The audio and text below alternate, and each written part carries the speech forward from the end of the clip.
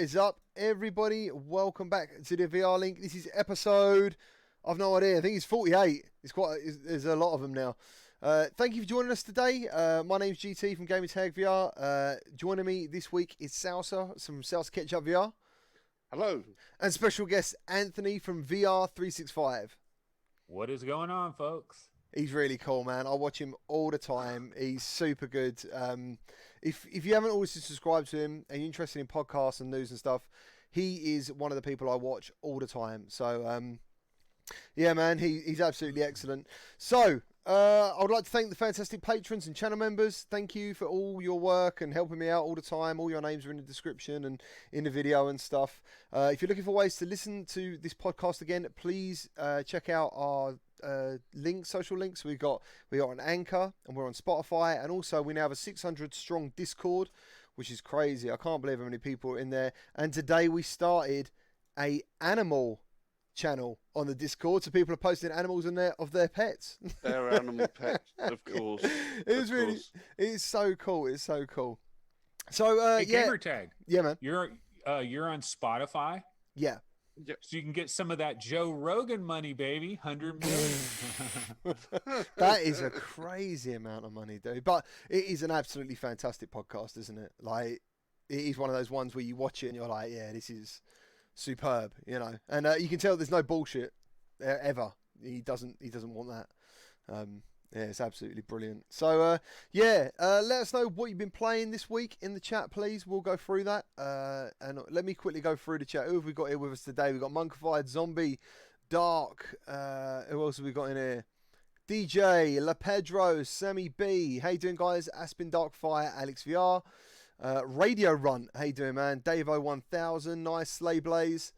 Slay Blaze, yeah, I see him all the time. Cool. Dan Kitty VR. Nice. You probably got some Bad Boy Jordan. How you doing, guys? Yeah, Echo is a bad game. What? How could he drop that? Like, he must be the only person to say Echo that. the Dolphin? Yeah, maybe. Yeah, maybe. Oh. What was it like, though? Echo the Dolphin out of this. No, Echo the Dolphin 2 maybe was a bad game. Yeah, I was going to say, the Dreamcast one was well ahead of its time. Do you remember that? Like, graphically. Yeah, graphically. I only played the Mega Drive version. Oh, what do you mean? What, you never had a Dreamcast? I never had a Dreamcast, no. I went from Mega Drive, Mega CD, Oh. all that to Sony. Oh, right. Did you have Final Fight on the Mega CD? Yeah. Good man, good man. Dusty Dingo, Sunny in VR. Mega CD. Let's do a side podcast, just Mega CD. I love that. Was it Road Avenger? Do you remember that? Yeah. Batman Returns. Road Avenger. God. But yeah, Final Fight CD was the best version of Final Fight. Yeah. And also, say, Sonic CD. Oh, yeah, Sonic CD. Yeah. I've still got it. I bought a Xbox One recently for the Game Pass and stuff because I'm using some of that. We've gone on a strange tangent right from the start here. Yeah, no, buddy. But we've gone off track. I've got Sonic CD on there, basically, and you can choose the American or Japanese version, and there's a wicked intro, like the original one, you know, the drawing. We've got a gaming science teacher. Yeah, who does the anime for that? It's quite a famous person who done the animation for that intro. I can't remember who it is. I'm not sure. It's of a famous anime series. Hello, Joseph P. Hawkins. Dark, nice guys, nice. So, let us know. Don't forget the new member. And the new member, Bad Boy Jordan. Thank you ever so much. Do you know what? Shark, yeah. Sewer Shark. Yeah, I've seen some of Sewer that. Shark. Shoot the tubes. Shoot those tubes, baby. Oh. So yeah, Trying to Salsa. get to Solar City, where you don't have to eat rats. Oh dear. What you been playing this week, man? What you been playing this week, Sals?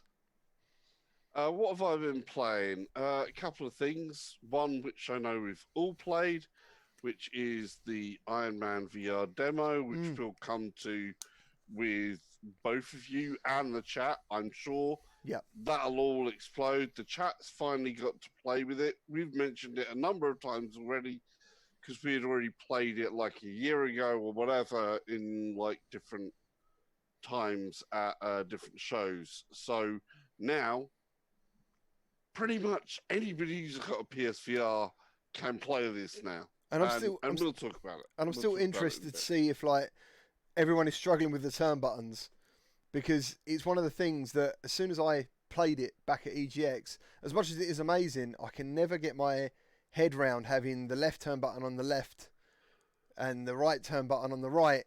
Do you know what I mean when I'm playing it? So, and I remember messaging Camouflage on LinkedIn, and I was like, "There's something about this that isn't quite right."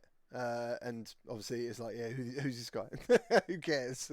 But yeah, it's Yeah, but they also did say actually, for the most part, forget about the turn buttons. yeah, I guess so. Because it does play quite well in moving your body and just your body Yeah, until you get to a certain point, and then it goes a little bit off. But for most parts, try and use your body more than you normally would for a PSVR game. Well, yeah, that game, it has you stand in a very tight little circle, you know? Yeah. Like it, and it really wants you to stay in that circle. But we don't know, maybe there's going to be an option menu when the final version comes out, and maybe there will be some minor options for turning.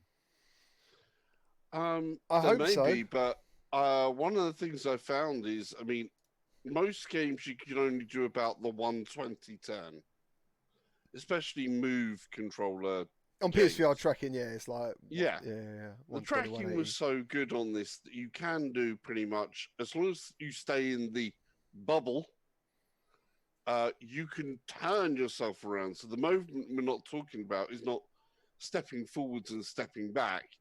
It's that 360 turn. I think this is one of the only games where I've actually managed to step over the tether. What? Yeah, and it still works fine. That was the same as me. And I still managed to get round because I just happened to be there and heard there was another enemy to my left and just went immediately to my left. And, Yeah, I didn't try you it. know, I didn't actually you're test still okay. the tracking this time because I was live streaming it. I'm always used to having a camera in front of me, so I tend to always face the camera and turn if I can. So yeah, but I remember back at EGX, without even knowing it, completely forgetting myself and getting into the experience. I was because someone come in and filmed me. And I was actually facing the wrong way, away from the camera, and it was still working. And everyone was like, "How is that happening? Like that isn't how PSVR tracking should work." So But most of the time when you aim with that, you tend to put your arms out towards what you're aiming. If you've got a different camera position, if your camera is up high enough, it will catch those move controllers being forwards enough from you. I mean, how high do you have your cameras set up then on your PlayStations? It depends. Most of the time, I actually have it just above head height. Right, and you're about But 6'3", sometimes- aren't you? You're quite No, I'm 6 foot. I'm six, 6 foot. Oh, cool. Okay, yeah, So we're the same height. yeah, cool. Yeah, But, ideally, you're supposed to have that camera up a bit where it's almost like a shower head. That's right. Exactly. Yeah, yeah, because it needs to differentiate the lights of the aim controller or the move controllers to the headset, and which is why the amount of people I've seen playing Firewall, for example, and they'll have the aim controller in front of them. If the camera's directly ahead of them, it won't know what is going on because it'll be like, "What am I tracking?" If that camera is right at head height, yeah. Yeah. If it's slightly above, but it also gives you a greater turn radius if it's slightly above. So, because you tend to put your arms out. If you got that, like you said, at shower head height, Yeah. You know what sucks though? Like some people, I mean, I can move my PlayStation VR camera to two different spots. Like if I'm playing Moss, if I'm playing Astrobot, you don't want your camera way up there. You want your camera, lower.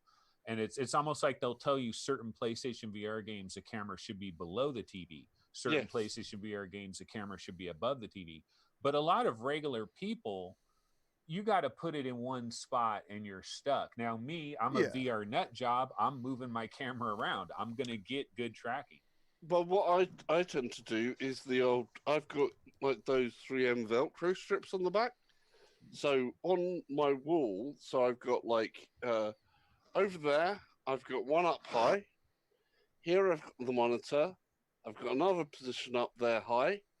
And I have another one over there that is head height there. So I just go Wow. I Bit of Velcro, slap onto the wall, job done. Mine literally just sits in the same place all the time. Literally, it is roughly about head height, same angle, same all the time. And if the tracking ever goes, man, I literally just give it a tilt, or and it's back to normal. I think a lot of it has to do with reflective surfaces in where you are. You know, I've seen. Oh yeah, definitely. If you've got a reflective surface behind you, you're done. But yeah, anyway, so did you check out the demo, Anthony? Did you check it out? Yes, I did play the demo, and I'm impressed by the demo from the standpoint that I think the production value and everything, like it is that Iron Man thing. Yeah. And I was really impressed with the voice work. I mentioned this yesterday on my show, but a lot of times when you get it's a famous property, but they can't have the primary actor. They can't get Tom Cruise, so they got to get somebody that sounds like him or whatever, And a lot of times when you hear the person do it, it's like, oh man, this is going to bother me throughout the entire game. I'm going to hear this person, they're going to do this bad imitation, but the guy that they got for basically doing a Robert Downey Jr.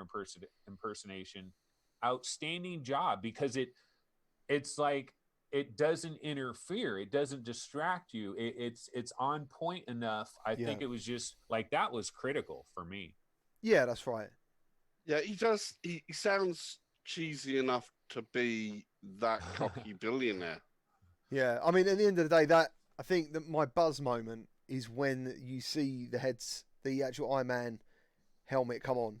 Do you know what I mean? Like that very first moment, and you see all the blue lights, and it all comes together, and you think, yeah, dude, this is fantastic. And in virtuality, and I'm sure everyone in this chat knows about virtuality, you know how that's going to feel and how it's going to look.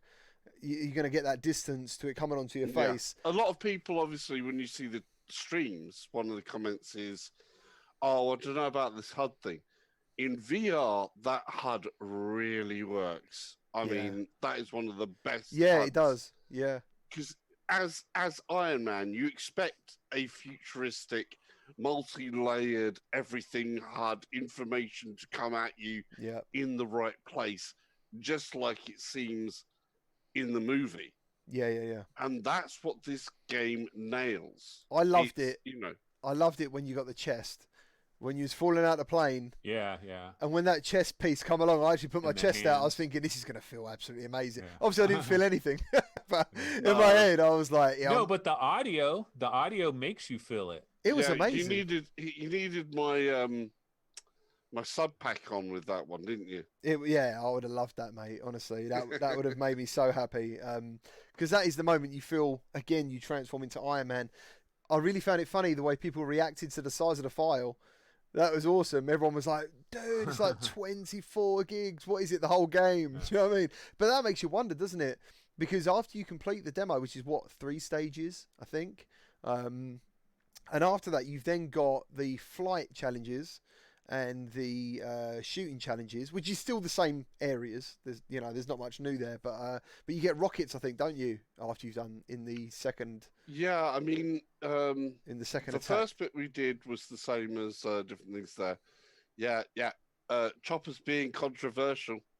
Chopper is being controversial today. Chopper, unfortunately, cannot be here today because his wife said no. So he can't be here today. Hopefully he can come out to play next Sunday. I will knock round for him. I will ask if he can come out. Hopefully he can. Where is he now? Is he hiding in the toilet like normal? Yeah, he's hiding in the toilet. That's where he does most of his video editing, in the toilet, he tells me. But we'll have to... That's what he says to me. He goes, dude, we got 7 degrees of gaming. How you doing that? You good? You got cold yogurt, boy Brown, bad boy Jordan. Nice.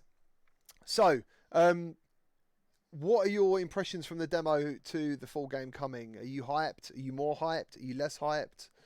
Where are you? Well, for me, graphically, like if you do want to go negative on Iron Man VR, you can just look at the graphics, I think, because like the graphics, when you're not really paying attention, everything kind of looks pretty good. When you start focusing in on the details, you realize, this is PlayStation VR. It's got to run on a base level PlayStation 4. And Camouflage is a great developer, but they're not Naughty Dog. All right, you know, they're not Rockstar North, and I think you see that in some of the graphics of the game. But overall, like the characters that they have and the production value is good enough. I think this is a good summer blockbuster type game for PSVR. Yeah. You know, coming at a perfect time. Internally, Sony has not delivered hardly anything to PlayStation VR owners. They've leaned exclusively on third-party PC VR developers. I was going to say it has been an interesting first part of this year, as in uninteresting, really. There hasn't really been anything happening, and then suddenly Saints and Sinners comes out. And I think actually you can say the same thing. Like, I was impressed by the Iron Man graphics, and I always have been. I play on a Pro, but I don't know if there's any Pro patches going on. There is a difference between the Pro and the standard, OG. I believe. But it's like I'm on Pro. It's like Saints and Sinners. Yeah. There's the details where you need it. That's how I feel about it, you know. So like you're looking at the Iron Man hands, and you're looking at certain parts where you're meant to be looking. It's fine, but if you went up close to something, sometimes same with Saints and Sinners. Even in the bus, you're standing there. If you turn around and look at that sign, it's blurry as hell. But it doesn't matter because it's still delivering a very good experience. Do you know what I mean? And yeah, maybe Iron Man's the same. I don't know. I was on a bit of a high playing it, and when I come off, I was still feeling that high. I was on buzzing a little bit. So yeah, though I do get Chopper's point as well. Actually, where his thing is actually the weapons themselves at the moment are a little bit under par. He kind of felt like the your base weapon is a little bit underpowered. I just want to say, did you get to the rockets, guys, where it was like a Res Infinite kind of targeting? I didn't. Okay, so everyone's live stream I watched, 80% of the people didn't know what to do. I didn't know what to do. So you get these 3 targets come up, and it wants you to basically put your fists down.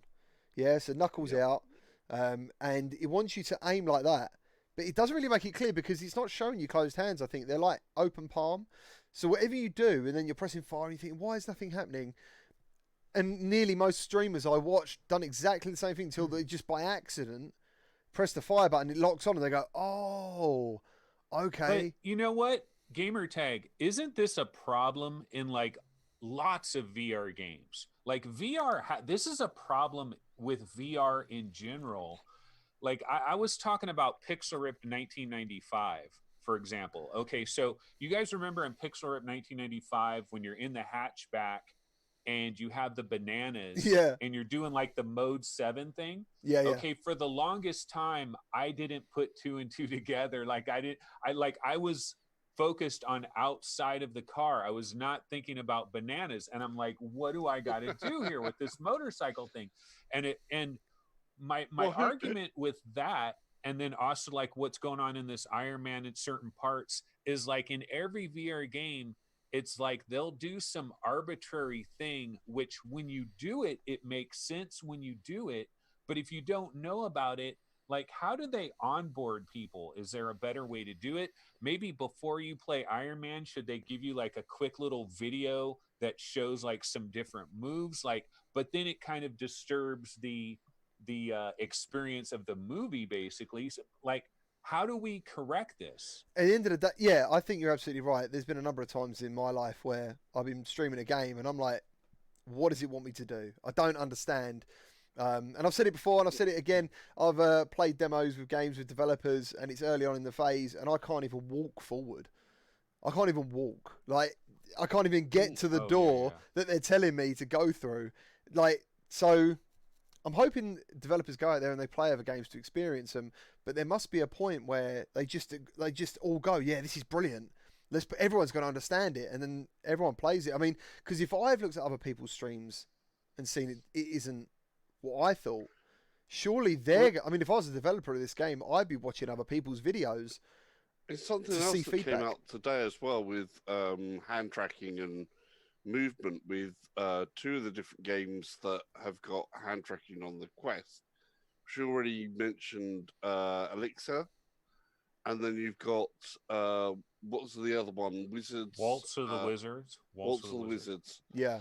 and they both have different methods of doing transportation, movement, and free movement as well. So Waltz of the Wizards actually has free locomotion on the hands. How do you do that? Yeah, I haven't tried that yet. You point. Makes sense, yeah. What you just point. What you teleport? When you're pointing, does a No, thing come free out of your loco. finger, or Don't talk to me. What do you mean? Yeah. What, you point and you walk forward? Yeah, you point. Oh, that's what they can do. Is like you pull your hand up, you go out. Pull your hand down, you stop walking. Yeah, if you get a little bit disoriented, throw both your hands to the side and stop. I don't know what's going on. I don't know what's happening. And it'll stop the free locomotion. That's cool. But it's also a part of the. I think it's like if you point like that, but if you point with your thumb, then you've also got teleport as well. So they do both. But at the same time, there was a different system in Alyx. Yeah. Okay. And it's a part of this development of, well, why isn't there a system, a stated system of onboarding that everybody's aware of? And that is a part of the problem that we have with VR now, is that we are still in the developing stages. Although we've had VR around for quite some time, we are still learning a huge amount there's a ton of what people can do. There's a ton of new people to come into it as well. Oh, yeah. So, yeah. The dialogue, I mean, something that happened there in the chat, I don't know who it was, said, what about swapping around the move button and the trigger with Iron Man? Because they're sort of like, maybe, it's better to shoot with the trigger. And I can tell you a reason why they picked the trigger to be your main rockets. And that's because it's analog. And the fire out of your hands is actually analog, and you can control Iron Man's flight height. Oh, the thrusters. With how much you press the thrusters. Yeah, yeah. So a fire button is just a fire button, whereas the trigger is analog, and that gives you thrust. Mm-hmm. So that's one of the reasons why they did it. But not everybody's going to think in that particular way, because sometimes they think, this would feel more natural if I did it with this hand like that, whereas that would do more natural with that hand. But at the same time, you also have to realize the motion that the hand in VR is doing when you're shooting stuff as well, and different bits like that. It's really awfully connected to how a person feels about the motions of doing something as well. But I think and it's not always equal. I think Anthony's right as well. Also, labeling of controls, because I think in Iron Man, smooth turning is called hold, button hold. So if you why do they do that? I don't know. I'm not sure either. It's weird, and I've mentioned it before. Well, it was tap and hold. Yeah, tap and hold. Yeah, tap. So tap means basically you press the button once and you'll either. I think that you can't do smooth turning if you have that. You can just pick your rotation. And then if you press it again, then it goes to hold. Obviously, I didn't know that. I didn't know it was going to... I think I put it to hold or later on, and I still didn't understand what it meant until the chat there's a lot told of me. streamers who didn't realise that one and went through their whole videos saying, oh, there's no because I don't think... Who's ever seen that before? That's a new labelling system to me. I've seen a couple of where they've done it more... kind of similar, but named it again. But it's naming convention. Again. Get to the chopper. I'll sum up Iron Man. Underwhelmed, Gorn. Actually really enjoyed it. Doom on Quest, bloody brilliant. Alexa hand tracking worked really well and I liked it. I was not actually amazed by Doom on Quest. Even though I went through all the hoops to get it, how people were telling me to play it, I just wasn't that amazed by it. Okay, but wait a minute. In like 93 or 94, were you playing Doom like a mofo? Because I was. Yes, mate. Yeah, same. Yeah. Well, basically, I used to hang around with a lot of older kids, and one of them was seeing this girl, and while they were seeing each other, I'd be on the PC at like 11 years old playing Doom. I thought it was amazing. Like, do you know what I mean? But I've played Doom in VR anyway, so. I think Doom VFR has classic Doom, and it's a really good version. Yeah. I don't. You know the thing about Doom, real quick, Gamertag. I've played some of the old Dooms in VR. Like they've done this before, like on the Vive or whatever. You could play, Yeah. but every time I've tried any of them, these mods, it's like I'm doing it and it's okay, and I'm like, oh, this is Doom, and I remember, I'm seeing the inside of these walls. This is cool, la la la, right? But like 30 minutes into it, I got a freaking migraine. And it's like something about the way the walls and like it's not designed for VR, where I don't get motion sickness or anything in any other game. And I've always wondered, why doesn't id Software make an official Doom and like Quake and stuff like that, where if they did it officially, I'm sure they could figure out why it is causing you a little bit of weirdness, and maybe they could correct that. I don't know if this one. Well, I don't know if it might be down to, I don't know if you've seen this where some games that are in development, and you talk to developers and you say, hey, I think the cameras they use or how they set up a camera for VR has different FOV parts and a different aim point for the two cameras, the two virtual cameras that set up your actual vision. And when one of them is slightly tapered out or incorrectly or off of the IPD range, it affects it badly. Right. So your scale and your appreciation of movement at the further edges then changes a little bit. Yeah. And I think some of the older games are very much particularly prone for that just because of the way their scenery has been set up in a way that you wouldn't ever see that normally in a game. That's where a lot more tuning is done in maps with games that are made for VR. Whereas here you have that combo that just sort of like gets into a crevice where it doesn't work too nicely. And there's a very particular geometry shape that happens in like Doom and stuff where you have that like the slightly cut edges. Yeah. Mate, you're going right over my head. I mean, I believe you, but I haven't got a clue. So I'm wondering if that's what's doing it. What, making him feel ill? Have you played Doom VFR's classic mode? Yeah. Me? Oh, yeah. Go ahead. Anthony, have you played it? No, I don't think so. Okay, like in fact, when I had Doom VFR, I had my previous gaming computer, and it did not like Doom VFR, and so Right. I've actually barely played Doom VFR. Now I got a pretty solid computer. I should like actually go back to it. Yeah, so I mean, I've only ever played it on the PlayStation. The only thing that sort of stopped it being full classic Doom is the weapons are still from Doom VFR. They're not the classic weapons. One of the mods in the new Doom Quest VR is that you can use like AKs, pistols and stuff, but you can also use the classic weapons. Yeah, I wasn't that amazed by it. I mean, I thought it was okay. I just didn't like. I've read what everyone else is saying, and they're like, wow. But I've had more wow moments from Doom 3 in VR.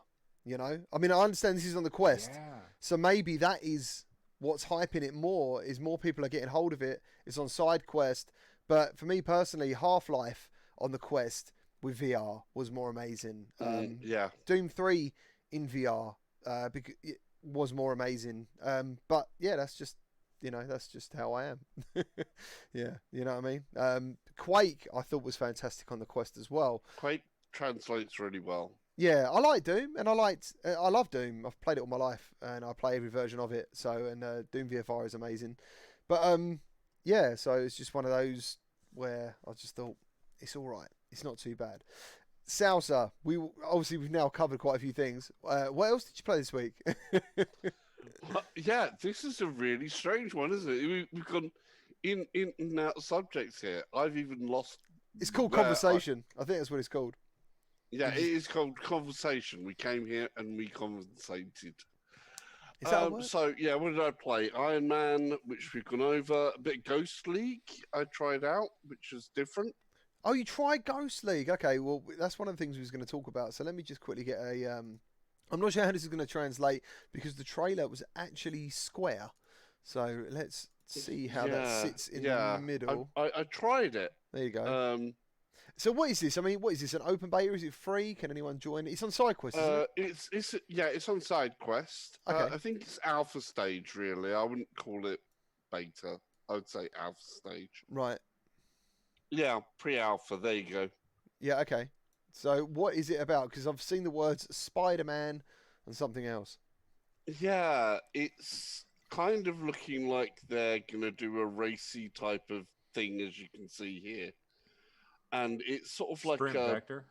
sprint vector come parkour come Spider-Man Windlands crossover.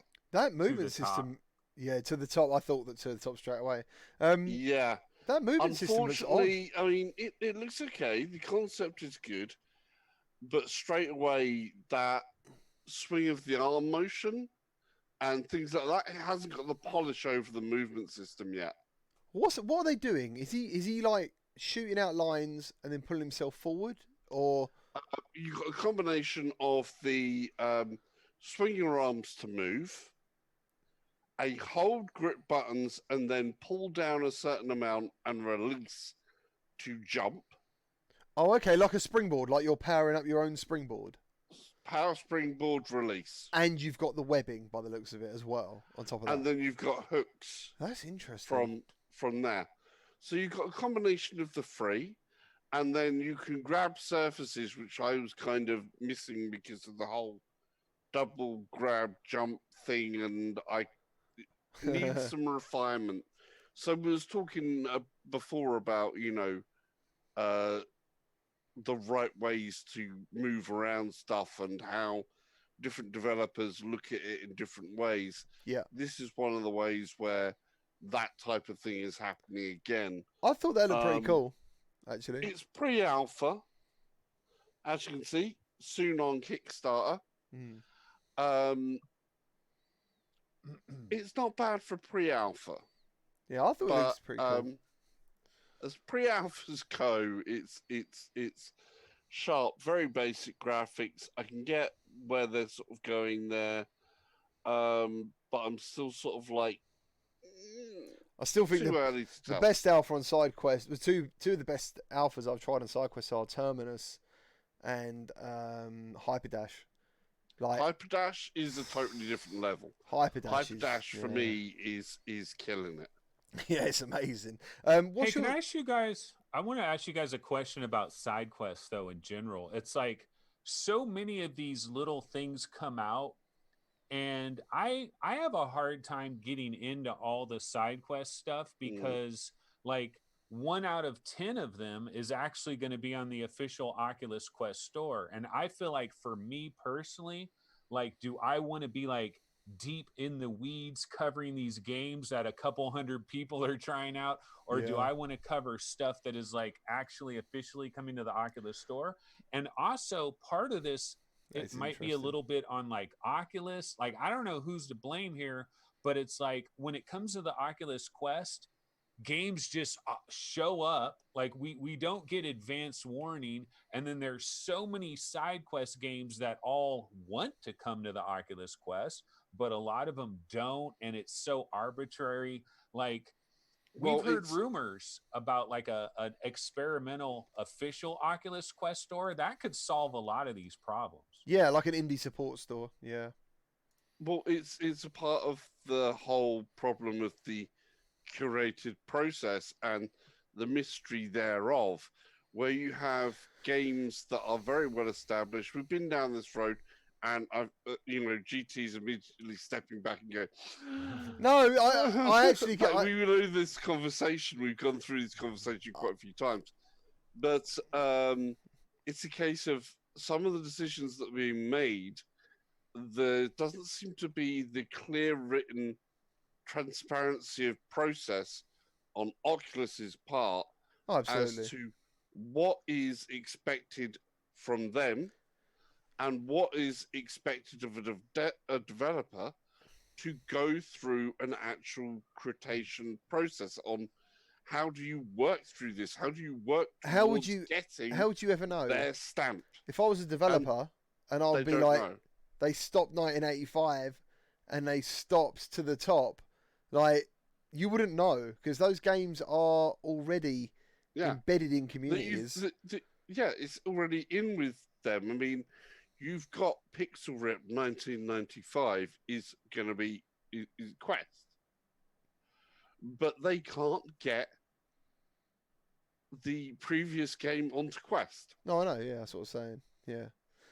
I wonder if Oculus, though, maybe they're deliberately like, no, we're going to deny it right now because it's too close to 1995. Like maybe let it come around Christmas time this year. 1989 will show up if they're going to be already doing a.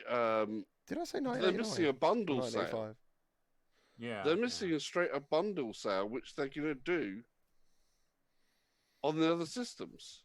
But like the game you just showed, like To the Top, like that's pretty much To the Top. Supposedly, I never played To the Top, but Gamertag, you did, right? And it's pretty freaking awesome. It's amazing. And it's like, what is going on here, people? It's so good. It is. Yeah, it was fantastic. Some of the levels and level designs in that game, I think some people don't mention it, are fantastic. Almost like Mario 64 levels. And there's some amazing levels in Mario 64. So, yeah, and unfortunately, I think because he didn't get the official store, the multiplayer isn't there. So, one of the best bits that add life to a game like To the Top isn't there. So, it's a real shame about that. But, yeah, I was going to ask you about what you thought about SideQuest, Anthony, because the way you just said that reminded me of me. Because sometimes, like, when SideQuest was a big thing, like, and you know what I'm saying by that, everyone was talking about it a lot. I was covering it because it was like being a kid in a candy shop. I was like, oh my God, Half-Life in virtual reality. Oh my God, this in virtual reality. Terminus, wow. And all these games. And I was like, dude, this is really doing well for the Quest. Then suddenly you go on there and it's like, yeah, man, you can park a car. It's like, yeah. And then there's something else. Well, that's the point of something like SideQuest. You are going to get a lot of rubbish on there where somebody is learning. It's tech demos. Yeah, it's tech demos. Is learning how to actually do something, which is awesome. It's all cool. But you do want to see the ones that are going to be good at the same time. So I get where you're coming as well. That you want to strip back. What do you look at and what do you not look at in SideQuest? What I struggle with is when I get an email from Fast Travel or I get an email from other developers who have got a game coming out, who have got a feature coming out officially, and it's going to happen. That day is now gone.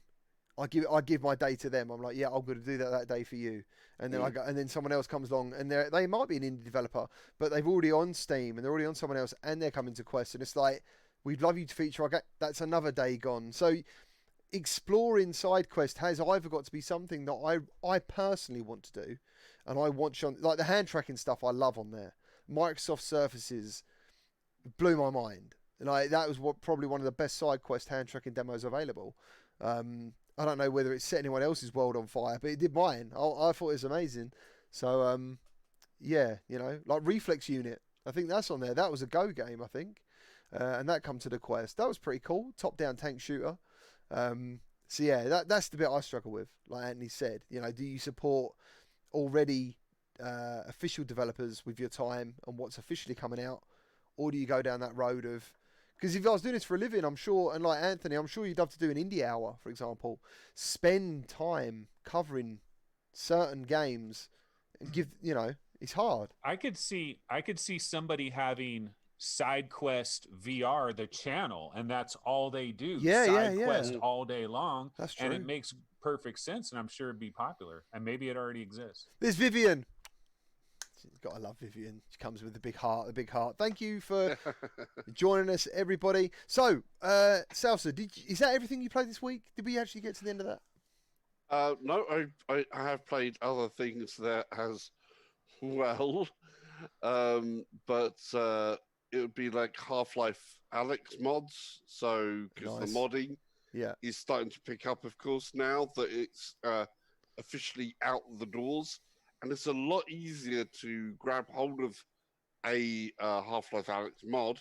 Just say, oh, I like the sound of what that one is, because you can do it in the game. You can just go in the game, boom, boom, boom, have a look. Oh, this sounds interesting. I'll have a go at that. Turn it on. Boom, boom, boom. Is that the same with Jump the in. old mods now? Like the first ones that come out, like Wolfenstein and what was the other one with like the room and you had to survive? I've done a couple of mods, but nothing. The junkyard one. Yeah, whatever it is. Is that now like Is that now integrated into like a menu? It's integrated into. Wow, that is cool. That is cool. So you've got like basically a browser. You go through, boom, boom, boom, description, bit of video, whatever, and you go right.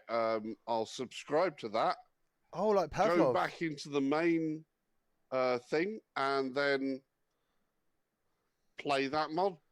Nice. The mod on. Two big things have happened recently that I've learned anyway. Is Anthony doesn't drink soda, and he's finished Half-Life Alyx. Yeah. Good. Did you already just finish Half-Life Alyx? Finally. Yeah. How long did it take you? So, are you moving on to the mods straight away? I haven't tried any of them yet. I'm curious to try it. Like, I definitely want to check it out. I kind of want to wait too, though, till like somebody does something like really, really, really good, and then check that out. But you don't want to play with some lightsabers already? Yeah, possibly. Did you? I thought that didn't look that good.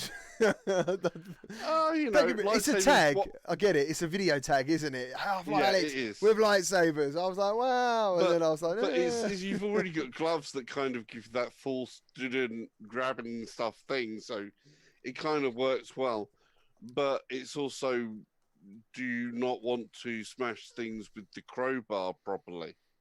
Because the melee combat was one of the things that was missing from Half-Life Alyx. I want Counter-Strike. I want them to make Counter-Strike. Okay. Well, that's a whole different thing as well. That'd be amazing. But there will be big mods. I mean, it's the start of this. They've only just released this brand new engine. Is it Sadly Bradley, I think his name is? Is he the one doing a lot of the mods? Sadly, I'm Bradley or something? There's a huge amount of people. Right, okay. He seems to be he's doing, I think, the most popular mods on there so far. As far as I know. He's the guy who's creating him. Lethal Weasel, meow meow. He's just started Asgard's Wrath the other day. Awesome and beautiful. It's a great game, and I'm very guilty of not actually finishing it yet. I'm still stuck with that cog that I can't find. Anthony, you know he's going to say something. I was going to say, like, after finishing Half-Life Alyx, I kind of feel like I need another big meaty game to start working on, and like Asgard's is one I could go back to Boneworks. Like, I never finished Boneworks, so Boneworks is amazing. I love Boneworks, but if you're looking for a game with Salsa, can I mention something I played this week? Yeah, go for it, man. So I played just today, fresh, was something called RPG NPC VR Simulator. It's £8 on Steam, and you get to be a shop owner in World of Warcraft, basically. Yeah, so you're like the NPC in the game, and all the real world players come into your shop. I thought it was absolutely brilliant. I love it. If you're looking for a game to waste some time in, I thought it was great. I really did. It was really cool today playing that. Would that interest you, Anthony? Would you want to play that? I don't know, man. There's just so many things. Like, you know, there's so many things to play. I feel like I'm a little bit more exclusive now. Yeah, I'm like that, and it's like, nah, I can't put my time to that. I love it. What was we going to talk about afterwards? Salsa. What else did you play? Automobilista, no doubt. Automobilista 2, which again is still it's killing it. It's coming close to the release date for it, the proper release date for it. So what's it on, version 0.9.2 or something like that? Right. And each of the iterations now are really about the three big things, and that's force feedback, your AI, and basically the physics side. So they're making sure of all the fine tuning of all these bits, and it's really feeling good. but they do add some more with it as well. So the smaller details are all coming in. So they're individually tuning the cars more. The latest one, they've actually added a lot more of the 80s Brazilian race scene into the game as well, which is cool because what other game do you have 80s race, Yeah, Brazilian races in? hardcore people are going to love it. Yeah. It's a different combination. It's something you don't get in a simulator, and their simulation is coming off really, really good. In terms of feel, it's really, really feeling well tuned now and dialed in a lot more. They are keeping their eye out on what they're doing with the brakes and the force feedback, and really trying to get to the heart of where people have issues and trying to make that feel really good for everybody as a driver. Then you have like track details, like minor things where there might be a bug in something. Kailume got some more love again, which at the moment for anybody who's in sim racing, both Automobilista 2 and ACC, Stato Corsa Competizione,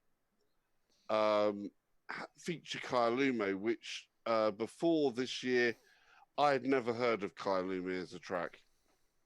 I haven't until right now. This track out in South Africa, Kailume, it's a really good track. It's just really, really good because you normally hear the main suspects with a lot of driving games. So you always hear about Spa, you'll always hear about Interlagos, you'll always hear about Monaco, you'll always hear about Brands Hatch, you'll always hear about Suzuka. Basically, those are the tracks you always hear about.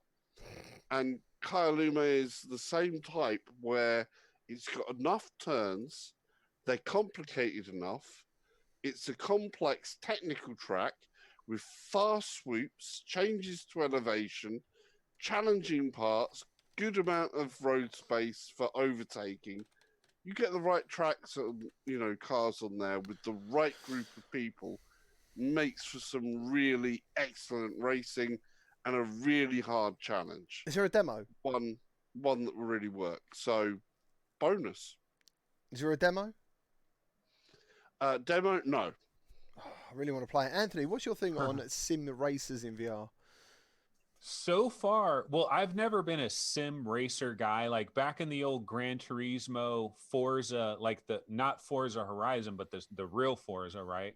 And Gran Turismo, like I never got into those, like the technical stuff. I was more arcade guy. So I was more like Burnout Revenge and then like Forza Horizon. I love those.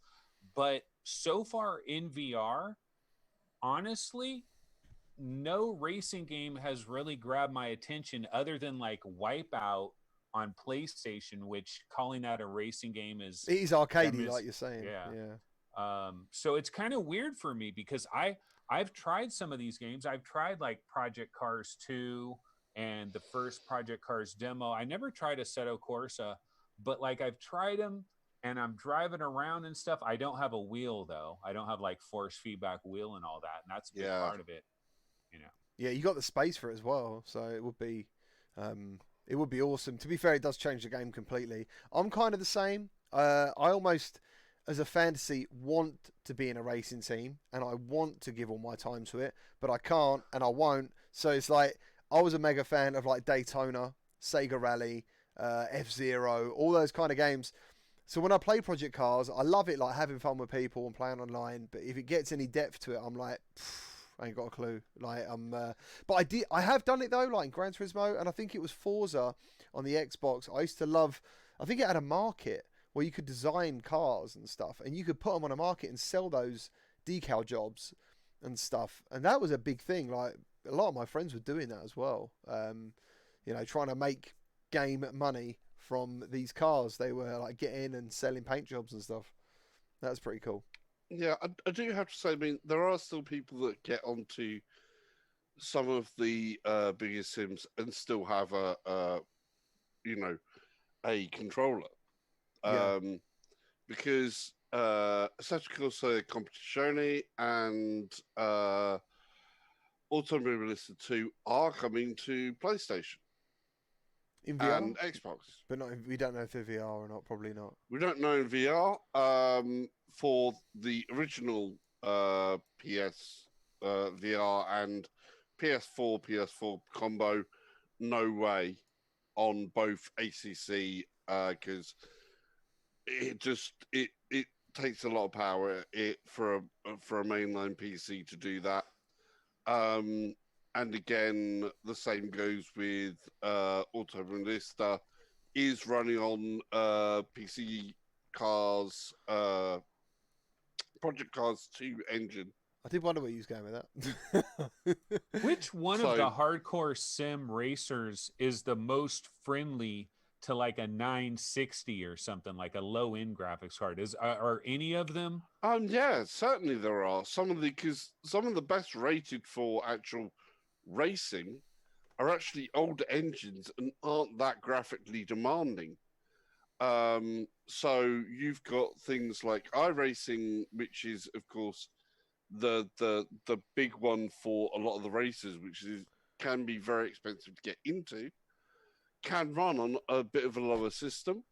Then you've got R Factor 2. This has got much more basic graphics that can run on a lower end system, but the force feedback in R Factor 2 is one of the industry standards. The R Factor 2 Pro versions is what a lot of driving teams and F1 teams or whatever else and like that they use as the background for their simulators. How much is that? Like, is it a demo? Did you buy it or?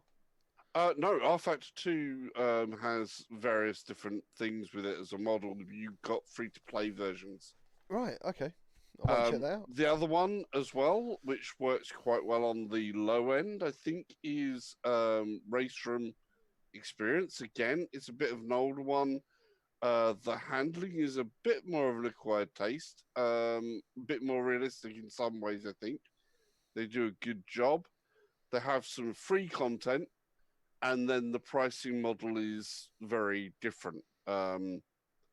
I've seen that, yeah. It still works. It still works well. You can still try it out with, and get an idea for it. And it will work on a number of lower end systems, definitely. But don't expect it to look as pretty. No. Basically. So the thing about racing games, though, like you go down this rabbit hole, it is a there rabbit ain't no hole, coming right? back. Yeah, it is.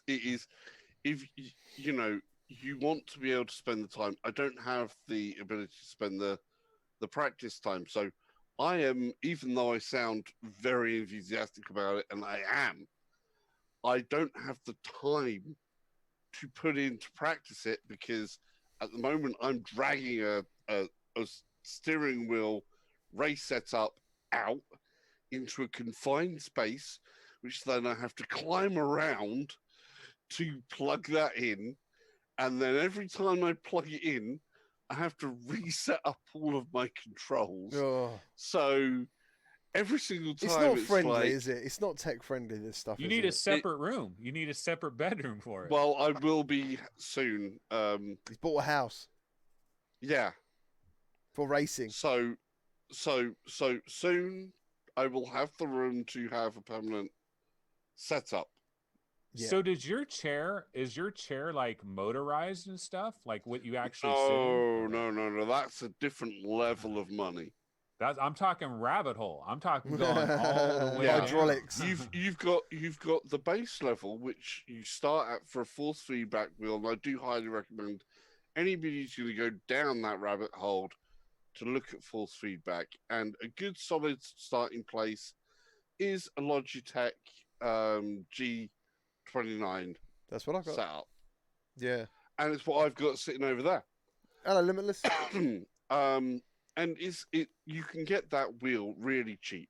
So here in the UK, if you're really lucky, you can get that wheel, which comes with the pedals, which is a decent pedal set with 3 pedals, and you can get the shifter, sometimes as low as 140 quid. I think I paid 200 for my whole set. What about the wheel though? The thing is, you get the wheel. Now you need to attach it to something where it's going to be freaking rock solid. You know what I mean? You can't have it on like a TV tray or something. I've tried that. Yeah, I've tried that. Yeah, no, when you start, you either do the desk thing, or you get some of the play seats, and they're a little bit better or not quite. I've got a GT Omega stand back there, and that is pretty damn solid. But then the seat that you want, you have to. So I have used this, which has got casters on the bottom of it. So I have to back myself into a wall and then pull the thing towards me. Sounds mental. But it sort of like does work like that. So you do have that level of things there of where I can make something myself out of wood. I've got a decent enough chair or whatever. Or you go down the route of I bolt it to these type of play seats, depending on if you have to fold this stuff up for storage and stuff like that. And then you go on to full it's build. Already going crazy. It's like Rock Band, you know, when you have the full Rock Band setup. Yeah. It is like that. And I mean, you can go up to the full thing where you will have, which I will probably go to at some point, is where you use like a profile.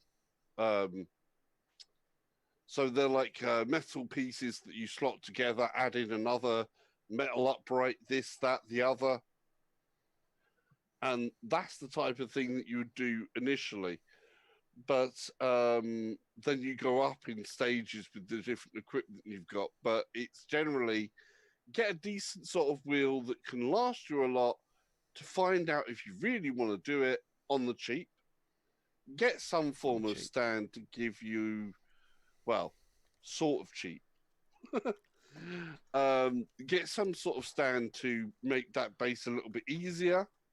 And then it sort of like starts to pile up if you get into Dude, I honestly think like, I think £150 for that steering wheel, the Logitech D29, bargain. Is a bargain. Like that force feedback from that wheel is fantastic, and the pedals and stuff. It's easily worth it, easily. And I'm someone who used to literally put so much money in Daytona and games like that, Scud Racer, because I wanted to be on a steering wheel playing that game. Yeah, all day, every day. I prefer it. The only thing I don't like is pedal gear changes. I don't really get on with that, but a lot of people prefer it. But maybe that's because I don't own a car that has pedal gears. You want a shifter like... Yeah, And you can do that. Like say you get that set the G, it's okay.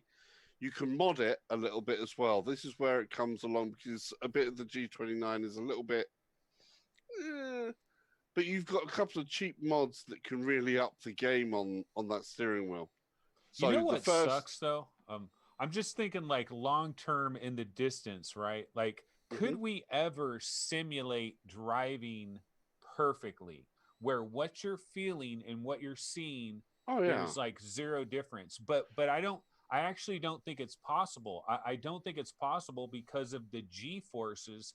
I don't think that there is the any G-force part. We've got to about just over 1G in simulation. You've done it now, Anthony. So I've done that. You've done it. So you can actually recreate the G-forces. Yes, you can. You're not full racing G-force, but you can apply it a bit. The difference between the minimal amount of G-force that are simulated and what's happening with the visual are enough to fool your body to an extreme amount. So how much is that? Like 20 grand? Like what are we talking? Oh, you're talking about Tantrum says 15 grand. 50. You're talking about 50 grand. I mean, the most advanced sim I've played was around about the 50, 60 grand mark. Yeah, it was. Yeah. What was that called? And what was the make of that? It's like buying a nice car. You're like buying a real nice car. Yeah, you are. I mean, but the only thing is, if you pay that amount of setup, it's like experiencing lots of different cars. Because that's the thing. Like they're so serious. These things are so serious. It's crazy. Yeah, I mean, Lethal Weasel there just picked up one, the 3-film motion simulator. That motion simulator is 3 dimensions of motion, can do 160, but it can also simulate plus 1G of gravity. So you can do plus 1G, which is quite a bit to simulate. Yeah, for sure. But that's actually a cheaper simulator as well, but you're still looking at paying about 6 to 8 grand on one of those. But it's still really, really good. Should we talk about? I wonder if we're gonna get to a point though, like we could put our teenagers in VR, right? Teach them to and drive. they can get their driver's license without having, remote driver's license. Oh, I'd love that because I'm about to start paying for those lessons. So I'd absolutely love that. Well, I think it's as an aid to doing stuff like that. VR and simulations can be really good, and they're getting close to the point where you could use it as a aid for teaching to make the teaching part cheaper overall when delivered on a mass. Certainly, Actually, yeah, because think about it. Coming. Well, think about the traffic laws that you could see first person and actually do, and they could say, "Oh, you failed this." They already do. They already do have the games, a couple of games available in VR for that particular reason. Actually, they're American market ones. They don't have the UK road laws in that. They only have the American road laws on that one. I'm gonna need it. You know what's funny? Grand Theft Auto. Playing Grand Theft Auto, did anybody else do this? Like you would drive like a grandma, like you'd obey all the rules, all the traffic lights, everything, turn signals. No, I used to do the cheat, drop a tank, turn the turret round the wrong way, and then keep firing while accelerating and see if I can get the tank to take off. So I was completely the opposite. About someone when it comes to the name of covert phantom ops should be covert aggressive ops. You think he's going to manage to do that in a video game? That is the correct name of the game. I've been told that is now going to be official. Dreams have confirmed it is Phantom Aggressive Ops. Yeah, so he wouldn't be able. He wouldn't have the patience to do that. You drop it into VR, where he's doing it with the truck driving. How are you getting on with that, by the way, GT? I haven't had time to touch it. Like VR, there's always something new in virtuality, and heavens forbid I play a game that I just want to play. It's like American. You got like American truck simulator. American what? Truck. Is it American Truck Simulator? Yeah. American. Imagine having a rig for that. You're in a giant freaking, like it would have to be a completely different kind of a seat, and the shifter for like an 18 Yeah, they do. Yeah, you get specialist stuff. You can get specialist stuff to do that. Oh my god! So I've got like I think I've got Euro. Someone gifted me. It might have been Mick or Sir Real Deal gifted me Euro Truck Simulator after watching the video of American Truck Simulator. I think they're really good in VR, and it is officially supported. A lot of people commented saying, "Oh, is this just another mod?" I don't really like that attitude towards mods because I think they do a lot of great things for us. End of the day, there's games out there that wouldn't have any virtuality part to them. Alien Isolation in VR. Like now I've experienced that game in that way. You go back to a flat screen, honestly, and the game scared the crap out of me, dude, on PS4. Absolutely scared at me. And now I've played it in virtuality, I could do that. No problems. No problems. So yeah, I think the modding community does some great stuff. Sorry, Anthony, look like he's going to say something again. And no? I don't remember cool. now. Yeah, that's fine. So, Salsa, anything else you played this week? No, that's about it, really. Couple of different things, hand stuff on the Quest, of course. Nice. What about you, Anthony? What did you do this week? Wait a minute. Don't you think we should talk about racing games for another 3 hours? No! No! Well, they have touched on something else, of course, which is flying games. But I'd love that. Because the only Helicopter Simulator. What's the one? What was the one with like the shell shaded graphics that was on the PlayStation? And God, I can't remember the name of it now. There was one that I played. And it was really good, but I haven't really played that many flight sims. The only other one I've really enjoyed is actually stealing a plane in Grand Theft Auto 5. That's it. Well, Like, and that's really cool. You've played Ace Combat. You've played Ace Combat. Oh yeah, Ace Combat. That's amazing. Yeah, that's amazing. Not enough of it. Ultra Wings. Meow meow. Ultra Wings. Oh yeah. That's the one. That might be the only flying game. Not really a simulator, to be fair. Yeah. But I think that's the only one on the Quest, isn't it? Like officially. It's pretty good. It's a good game. It is good. Obviously, DCS World and all that lot is again another thing. It's another game genre where Rabbit hole. rabbit hole, exactly. It's another one that I like. I do have, a decent HOTAS and stand for that as well. It's a slightly different setup that you do for that. Everyone's waiting for Microsoft Simulator, aren't they? Flight Simulator. Because that's it what they want. looks really, really cool. Pirate Flight. People are talking about flight simulators, and Pirate Flight comes up. I remember that. That was like a kids like having a laugh kind of game. Anthony, what did you play this week? Have you played anything this week? I played Groundhog Day a little bit. I had never played the Groundhog Day VR game. Tequila Works, like they did the Invisible Hours, and you thought, and so I got Viveport. Do you guys have Viveport? Because oh my god, when they had the deal for 1 year. Yeah, I missed it. I missed the deal. I have used it. I have used Viveport, but I've missed the deal twice. Yeah, it's just there's so many.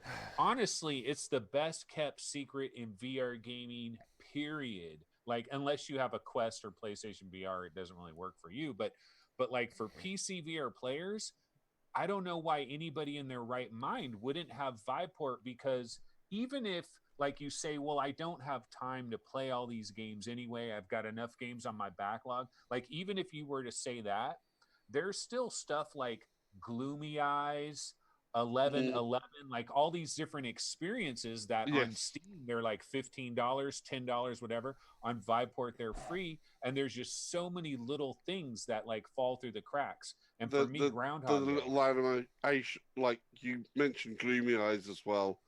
Things like those little animation stuff that come out, like you say, are £6-7 on other platforms and are free. Yeah, they're really cool. Yeah, Viveport. I wish they had. I wish it was available for I wish like Oculus did a Viveport, but I guess they would never do that. Like Infinity, Viveport Infinity. This all you can eat thing, like the Netflix of VR. That's what it is. But I guess Oculus and like Valve would never do that, because they're almost giving away too much. It's like it doesn't even seem logical in a way. Yeah, they don't really need to do it. So you checked out, what did you play on there, sorry? What did you say? I played Groundhog Day, and then I've also played the Elixir, the hand tracking on the Quest. And nice. I can talk, I'm actually more interested in that Elixir, because here's the thing. I went to Oculus Connect 6. Lucky me, right? Because we haven't had one in a while, and we're not going to have one for a while. But I went to Oculus Connect 6, and there were 2 hand tracking demos that were there that everybody was talking about. One of them was like a farmer's insurance hand tracking, where you're in an apartment with puddles. And then the other one was like Magnopus developed it, and like it's like got wizard pots and stuff like that. And it's kind of like cartoony and stuff. And so I tried the crappy farmer's insurance one, never got to try this demo, even though one day when I found out about this demo and everybody was raving about it, I went immediately to that place as soon as they opened Oculus Connect 6 the next day, ran there. There was like a stampede of nerds, like it was E3 Nintendo style. There's so much grease and sweat everywhere. Yeah. Slide through. I waited for 2.5 hours, and then I had an appointment for something else and had to leave. I didn't even get to try. I bet when they saw you running, they thought, nerd, that he's so excited. Yeah, I had to do it, man. And I didn't even get to try this. So when I saw this on the Oculus store, like Friday night or whatever, when I saw it was there, I was like, oh, cool, Elixir. This is that demo I never got to try.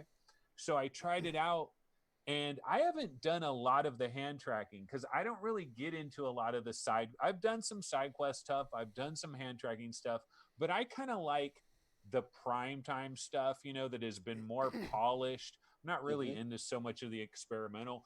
And so to have this come out and be sponsored by Magnopus, Facebook Reality Labs, it's like an Oculus thing. Yeah. Doing this demo works really well.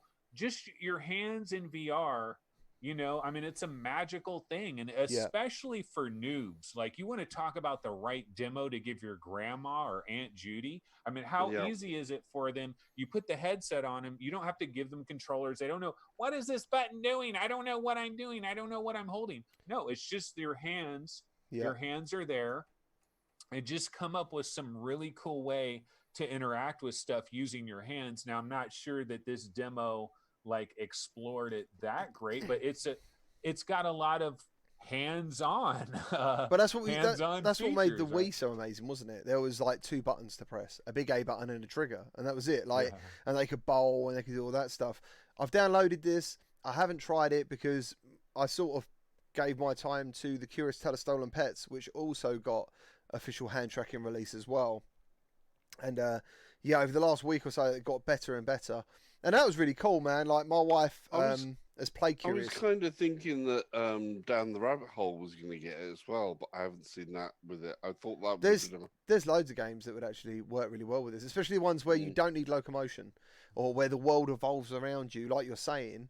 That'd be awesome, Down the Rabbit Hole, because you move the world with sticks inside the tree. So I mean that makes complete sense to me, and it's funny you should say that. The climb, maybe. Yeah, the climb would be a perfect one as well. Yeah, why not? I mean, dusting your hands in there and stuff like that. They might want you to do something different for dusting your hands. Yeah, but do you guys get error messages though for not having enough light when you're doing some of the hand tracking on the Quest? Because I've had a lot of error messages where it's like you need more light, and then people will say, "Oh, just go to a room that has a lot of windows with sunlight coming in." And I'm like, "Okay, but like we don't always have that room available, you know?" Yeah, I don't, but then I've got reasonably even lighting. I think it's the fact you have to have even lighting. But if you went somewhere with a load of windows, when you see in a Quest and you go to the pass-through on a Quest, you look towards an open window, that's just blown light that you can't see. So there is unfortunately a balance between brightness versus evenness of light. I think that's the problem. It's evenness of light. Truth is, I don't really experience that because every time I'm recording, I've always got bright lights anyway for the green screen. So I'm always saturated in bright light, so I've never had an error message once about light. What about that though, Gamertag? All these bright lights going on, because like light leakage and stuff, I've always kind of dreamed if I was a multi-millionaire, I would have a room that was damn near soundproof and then also no light whatsoever. So like when I'm playing VR, there's no outside noises, there's no barking dogs, there's no sirens, there's no helicopters, no gunshots. Yeah, I kind of live in the hood. No, I'm just kidding. but there's not all this stuff. The hood. I'm in the hood, baby. Hood rich. But there's not all this stuff going on, right? And if you're in some little like isolation chamber, like did you guys hear Microsoft has this room? They have a room for testing out audio where you walk into this room and you can hear every little heartbeat, like everything is amplified because there's no outside sound, and people freak out. They can't handle it. They got to get out of the room. But I want a room like that because I want it to be all VR with nothing outside interfering, no light, no sound. Yeah, you basically, what you want is an old school deep tank photography development room. I was going to say that, yeah. I was going to say that's what we used to use for doing photography. I used to do a lot of photography, and we had deep tank processing. And anybody who knows anything about film photography will know that when you actually process the film, you have to be in true darkness. You have zero light. So that is to the point of the same as being blind. So you remember the layout of the room. You need the physical layout of the room to be in your mind. The only thing you can see in that room will be an irradiated clock face. There you go. It's your only point of reference. Or just Everything waterproof else- headsets, and an isolation tank would work great. Yeah, there you go. Ideal. That's But exactly what I was thinking. yeah, you could do the darkness bit, but the inside out tracking, it's not happening. So the other alternative I've got for you, instead of your normal lighting, with the Quest, because it uses AR light, you can get an AR light source. Oh yeah. So if you get an AR light source and you just turn out the lights so the rest of the room is dark, anything the Quest is actually seeing, it can actually see, but you'll get no light leakage.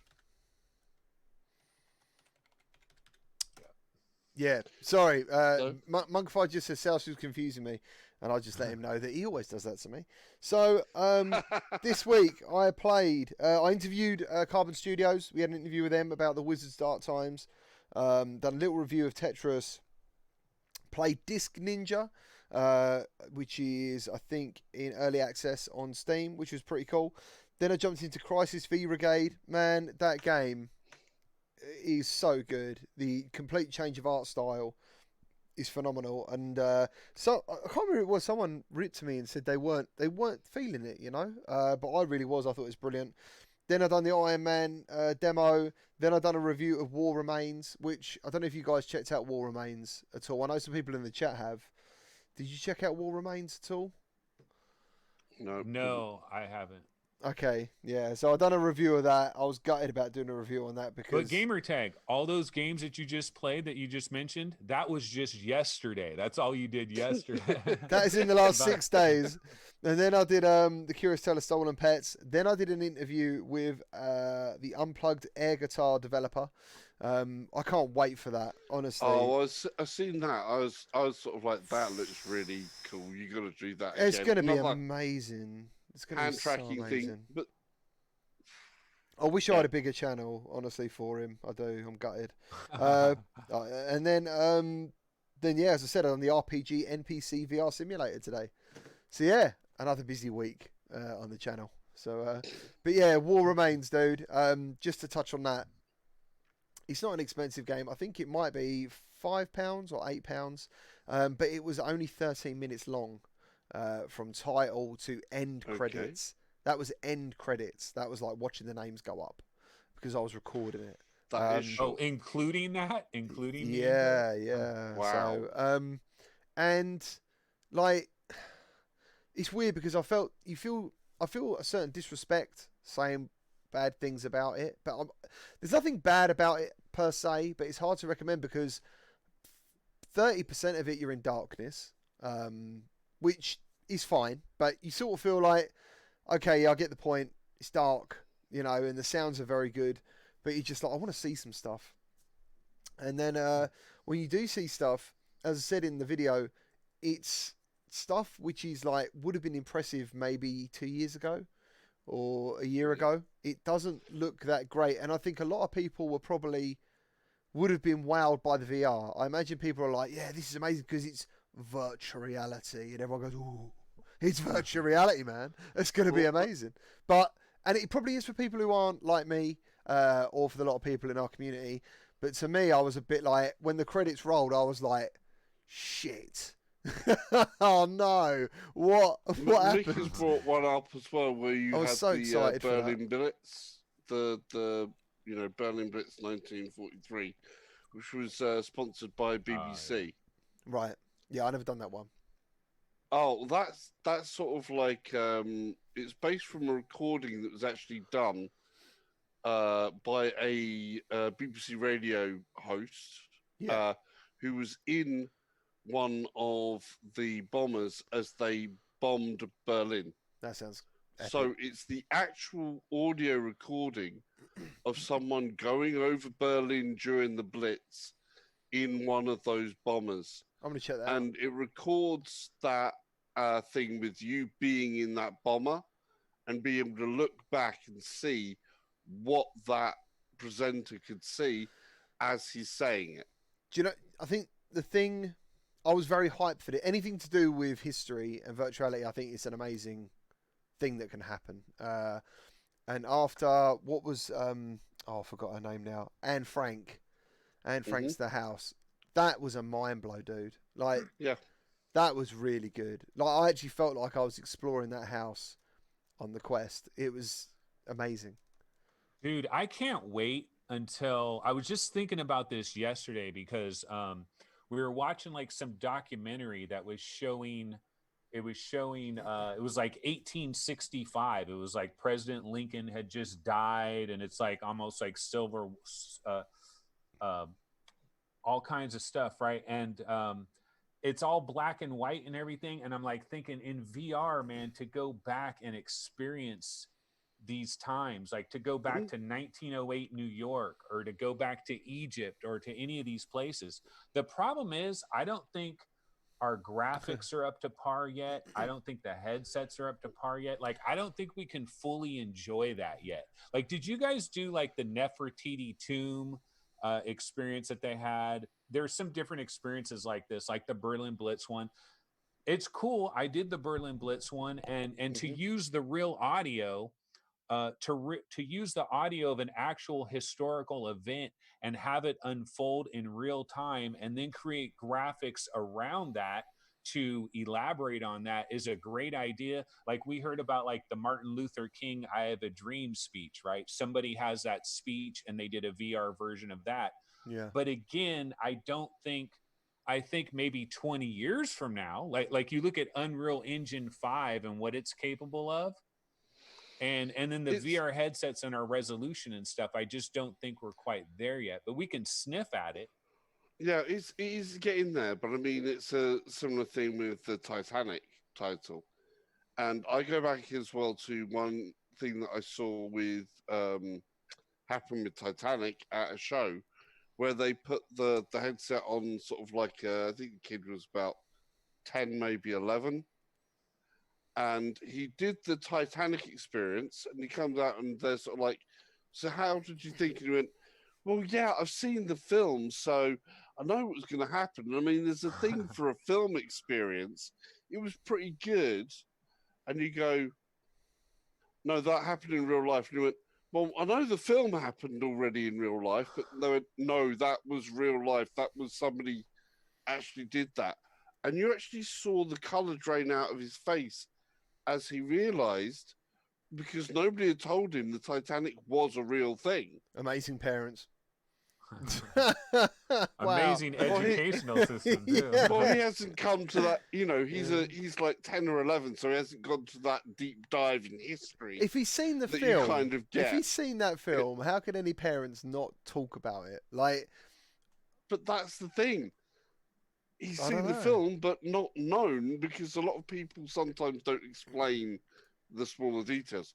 crazy. But he's then told, no, that really happened. That's what really happened in real life. And he's sort of like, but the people screaming, and it's like, he just went absolutely white. Yeah. And is sort of like, oh my God. And you still do get that, even at this level. But you are right, as that realism increases, people don't realize what traumatic and massive world events we simplify by not having experienced them in the perspective of the first person. You can, like, it's that thing that changes. I think at the end of the day, there's even like environments in Steam where I can stand and look out on a landscape, and I know it's more amazing in virtuality than it is looking at a picture. Even though it'd be a beautiful picture, looking at something in virtuality can still wow me because of the depth and, you know, all that stuff all together. Anne Frank's house, and I think Gaming Science, you just said it, is something everyone should check out at some point. I think it's amazing. I remember that house like I was there. But yeah, War Remains, unfortunately, I wanted it to grip me so bad, but it just didn't. And I did a little review on that. So it's a shame. Yeah, it is a shame. It is a shame. And I said, you know, I don't want them to stop doing things like this. I want things like this to happen. It'll be on Viveport. It'll be on Viveport. It is on Viveport. They've already told me it's on there now. Yeah. it's an area that has such potential, especially like now. Yeah, exactly.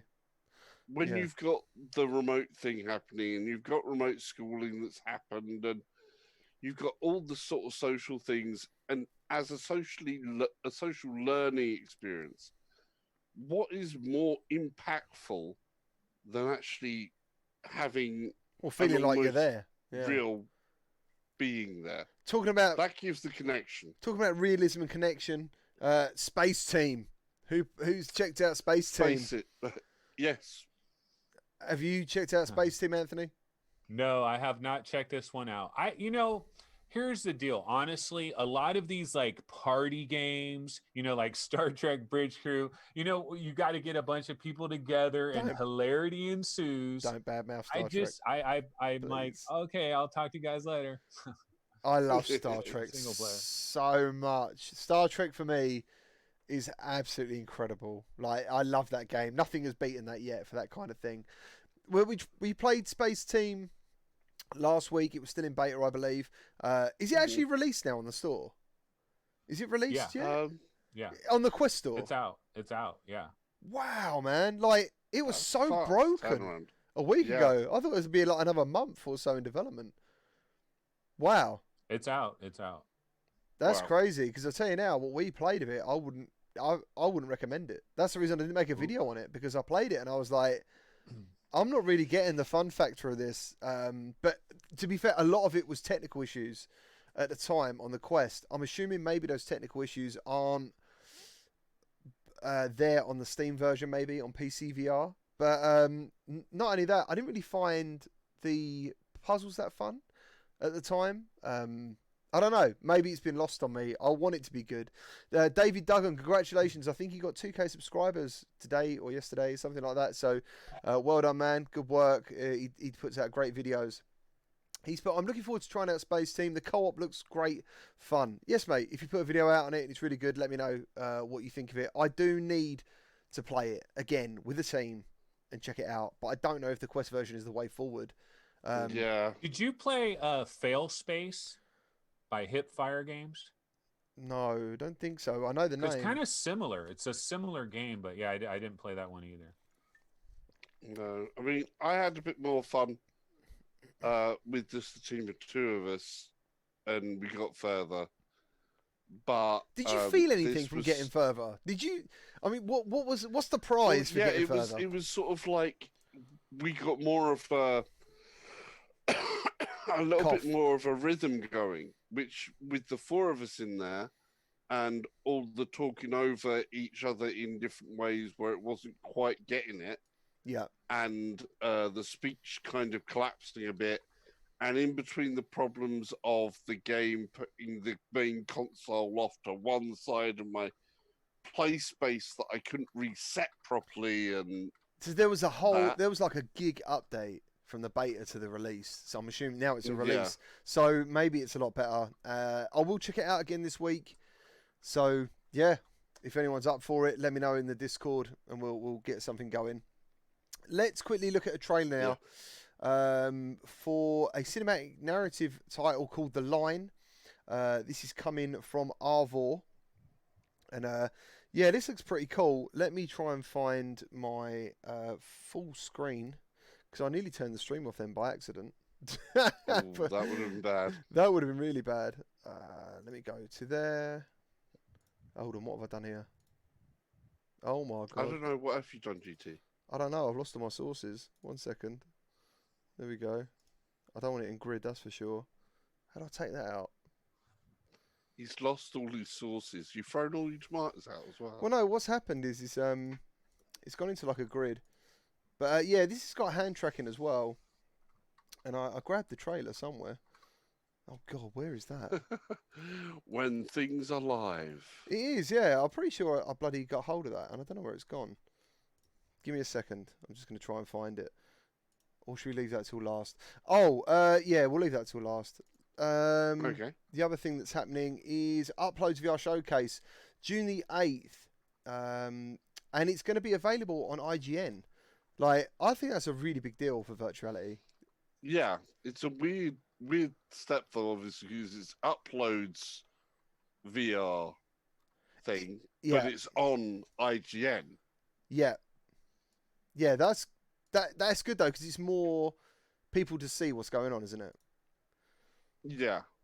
More people will see it, plus you'll have people who are used to reporting and playing VR, as opposed to people who have not got maybe the same experience on the platform.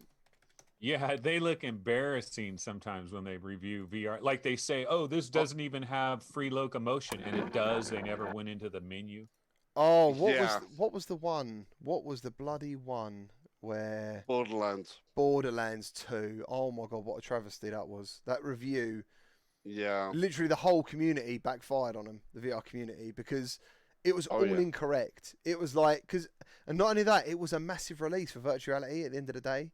On PlayStation, Borderlands in virtuality, everyone was buzzing for it. It got to IGN, everyone's thinking this is amazing, like, because everyone wants more people in VR to find VR, and it was completely wrong. The whole review was just wrong. I remember making a video literally about control methods, because people were going, when I was streaming it, they're saying, because I think obviously his review embargo would have been the same embargo of me going a live stream, for example. And they're saying, how this game shouldn't have like smooth locomotion. How are you doing this? How are you doing that? And I'm like, it's in the options. It might not be clearly labelled, as we've just discussed with, what was it, with Iron Man, for example, the tap and the hold. But they are there. And if his job is to review video games and virtuality video games, you'd think that would be part of the parcel. You think you'd God, do you think that guy was just so freaking embarrassed by that afterwards, or what? I don't know, because the editor basically messaged me back, the IGN editor, and said he was going to get an apology put out. Oh no, he got it removed. That was it. He got it removed, and I was like, no, that's not really good enough. You know, we want it. So he's basically not just an apology, sorry, but actually explain what happened. What went wrong, you know? Yeah, so that people who have read may have a possibility of going, oh, sorry, what we told you was wrong. There is a load of things here. Go read something that's actually properly relevant. Yeah, to pull the review just means you've pulled the review. That doesn't mean what they should have said was this review is incorrect. Damage has already been done. Yeah, you know. But they did do another review. And it was better. And I think they might have given it a 7 by memory from a 4, I think, something like that. It was like the 4 point something because they got the point system, and it went up to like a 7 point something. It was sort of like there was also the other classic ones. Oh, sale for men's with the $5. Oh. Dude, no! I've got that bloody thing lined up, which means we've got to play.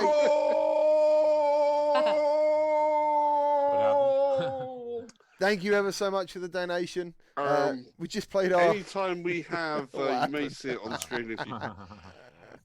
yeah, so that's my impression of a Brazilian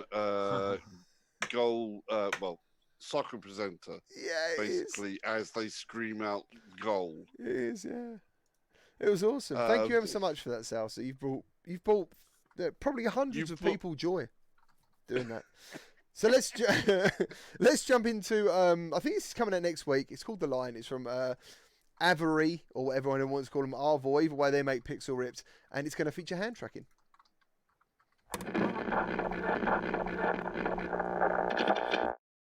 Have you ever felt like you were living in a ceaseless repetition?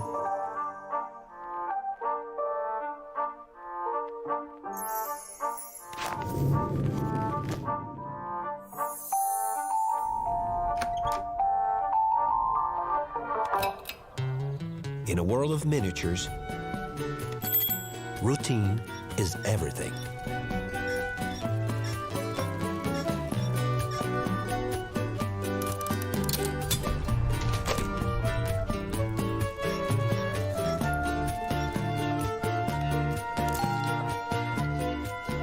Everything is just the same, just like it has always been.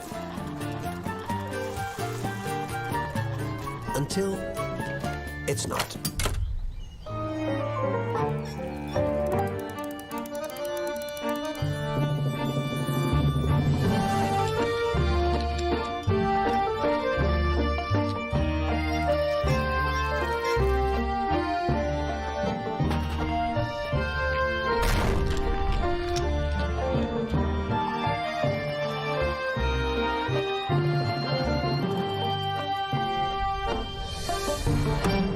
Have you ever felt like you were living in a ceaseless repetition?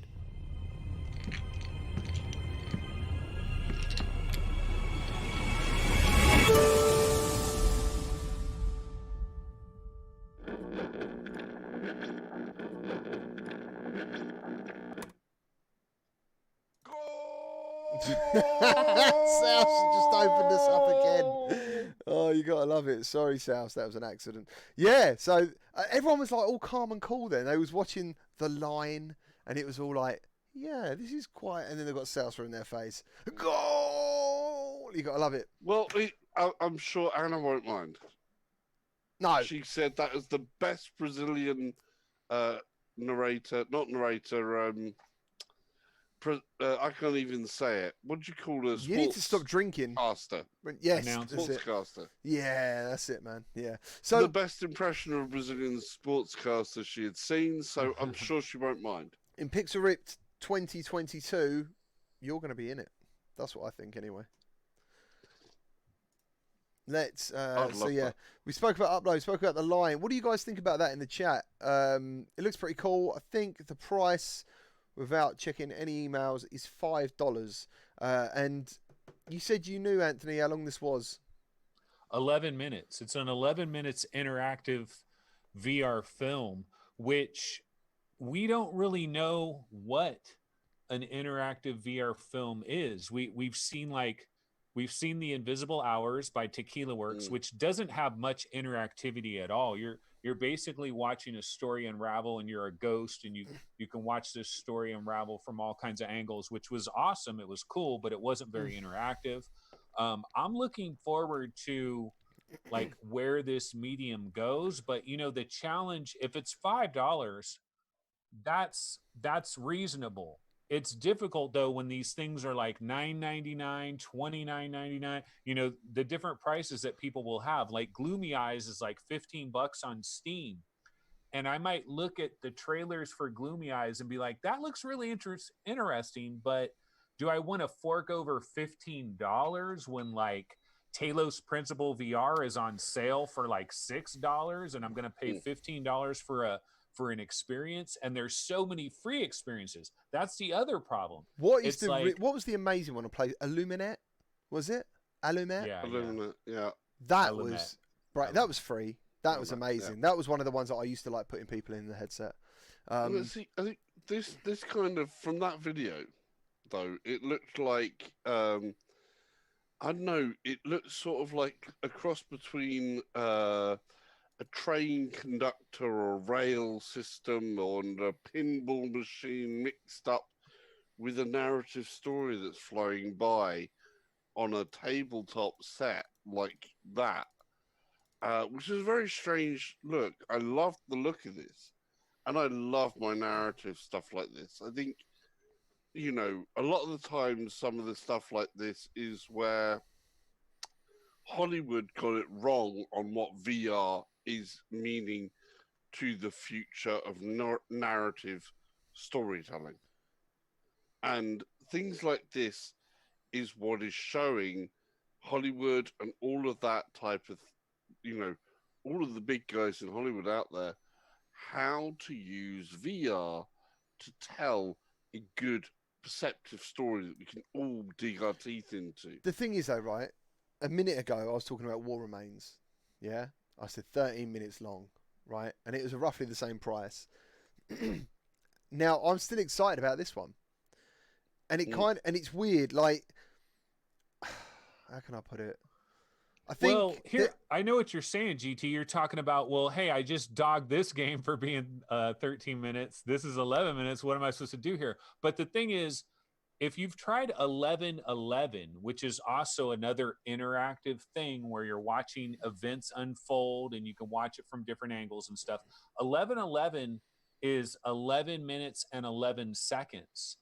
But what it is the thing is 11 minutes and 11 seconds, but you're going to be running through it like maybe 5 different times and rewinding it and going to different areas of where it's unfolding. I'm not sure exactly how this works, but it looks like you kind of have this like far away view, but you could possibly also go for close-ups. and it could be a replayable thing. But then again, you know, $5, like if it's $5 of solid entertainment, like eventually people got to make money off this stuff, right? People are not going to make these experiences if they can't eventually get money from them. But that's what I'm saying. Like, War Remains felt like it should be free because, and as I said in my interview, it's not wrong that there's no interactivity. It's telling a story, but it just didn't. It didn't really do anything too much. Sure, there was moments where you're like, yeah, it looks a bit horrible, you know, like the people in the trenches and stuff. But it never took me to that point where I was like, yeah, this feels, I'm feeling something. You properly. Dude, half the time you was just standing in the dark, and when you're not, this is the other standard on here. This is where the standards of stuff come in. I'm so intrigued by this, and because I know who's made it as well, graphically, sound, all this stuff, it looks very good. The fact that this interactivity is a bonus, because maybe there is different ways to go. The fact that it looks like linear, like different paths and stuff, as you said, it looks like they're on a track. I'm hoping, and maybe it also looks like they break free from the track. Yeah, exactly. Yeah, that's right. So I will be checking it out. I'm looking forward to it. I won't actually do a gameplay video of this, same as I didn't do a gameplay video of War Remains, because if something's 10 to 11 minutes long, don't put the gameplay up, because at the end of the day, people might be like, I've seen it now. I think you cause a little bit more damage to things like this because they're experiences, but you know, that's my interpretation of it. You know, talking about, I think when you come past a certain point and you've actually experienced it for yourself, having something like the trailer and actually saying whether you think it's worth it or not, in that context, can certainly mean it. And just looking at this, I think it looks like it has the touch of quality that I think is necessary. You need good animation in VR to affect how you feel emotionally connected to things. And that's the trick with good acting, with good voice acting, and good motion, good actual animation, and approach and scaling and setting. It hits you in the heartstrings and gets that emotional connection. And that's the direction, the creative direction, that I think is very important with projects like this, that they are able to engage your emotions in a positive manner, that they make you feel something for the characters and the story and the depth of it in a way that you don't experience in other mediums. Yeah, Illuminate did that for me. That's where the worth Illuminate come into it from me. Did you guys hear about the Dreams beta in Europe, that they're asking for beta testers for the Dreams VR, and they want to pay you £200 to do it? Like, so yeah, you're going to get paid £200 and you get to experience Dreams in virtuality, which I know, apart from Gorn, which seems to be exciting everyone, or it was, Dreams is probably the next hype, I guess. You got Iron Man, but that demo's out now. Dreams, no one quite knows when that's actually happening, when the VR's coming to it. But yeah, so this is only in Europe currently, but apparently, or they're hoping that the NA region also get the chance to do this too. So have you guys? I know you've got Dreams already, Salsa. Yeah. Anthony, you got Dreams? Have you tried it? No, I don't. But I do believe that this could be super cool. I really do. So in Europe, they can do it right now? You can sign up for it now, yeah. Oh, you can sign up for it? Yeah, and they're going to pay looking you. for people that actually have enough experience with the tool sets available in Dreams, which I didn't have the right amount of time. I'm guessing that a certain Jimith Jamath probably got that sort of time in there if he's in there. I don't think. I think he spent some time. Seraphim has. Seraphim's made like a pinball machine. He done Space Harrier. If anyone's a fan of Space Harrier, look that up in Dreams. It's really good. I think this game will breathe so much life again into PSVR. You know, and I was going to say like earlier, do you think at the moment that PlayStation VR is suddenly on the rise again? Like, I'm suddenly putting content back on my channel of PlayStation VR because new things are happening. Finally, right? When was the last time? Paper Beast? Yeah, dude, I'm not sure. Yeah, Paper Beast was, but it's limited because the same time as Paper Beast, there was some other big titles coming out. So God, I'm not sure. if you were divided between PSVR and PC side, Paper Beast kind of got lost to some people. Yeah, I love Oh, the yeah. yeah, I love the fact that when the Iron Man demo come out, people were saying to me, "Dude, I've just got my PlayStation out. Like, I've just got my PSVR unboxed." They suddenly going, "Get the dust off. We're going to be checking this out." I did actually have to cut. I do have to admit this. I did actually have to dust the PSVR Dude. because I did a little bit too. I really did. Yeah. Yeah, man, it was one of those things. I needed an update. You probably needed to update your PlayStation 4 as well, right? Yeah. Well, I turn my PlayStation 4 on a lot for say it's the only thing that's got sound that comes directly out of the monitors here. Saints and Sinners. So I use it for playing Netflix or anything like that. I don't have a normal TV set, so my PS4, Netflix, whatever from there. Yeah. Nat put it great. He put PSVR suddenly has content to talk about and that people want to play.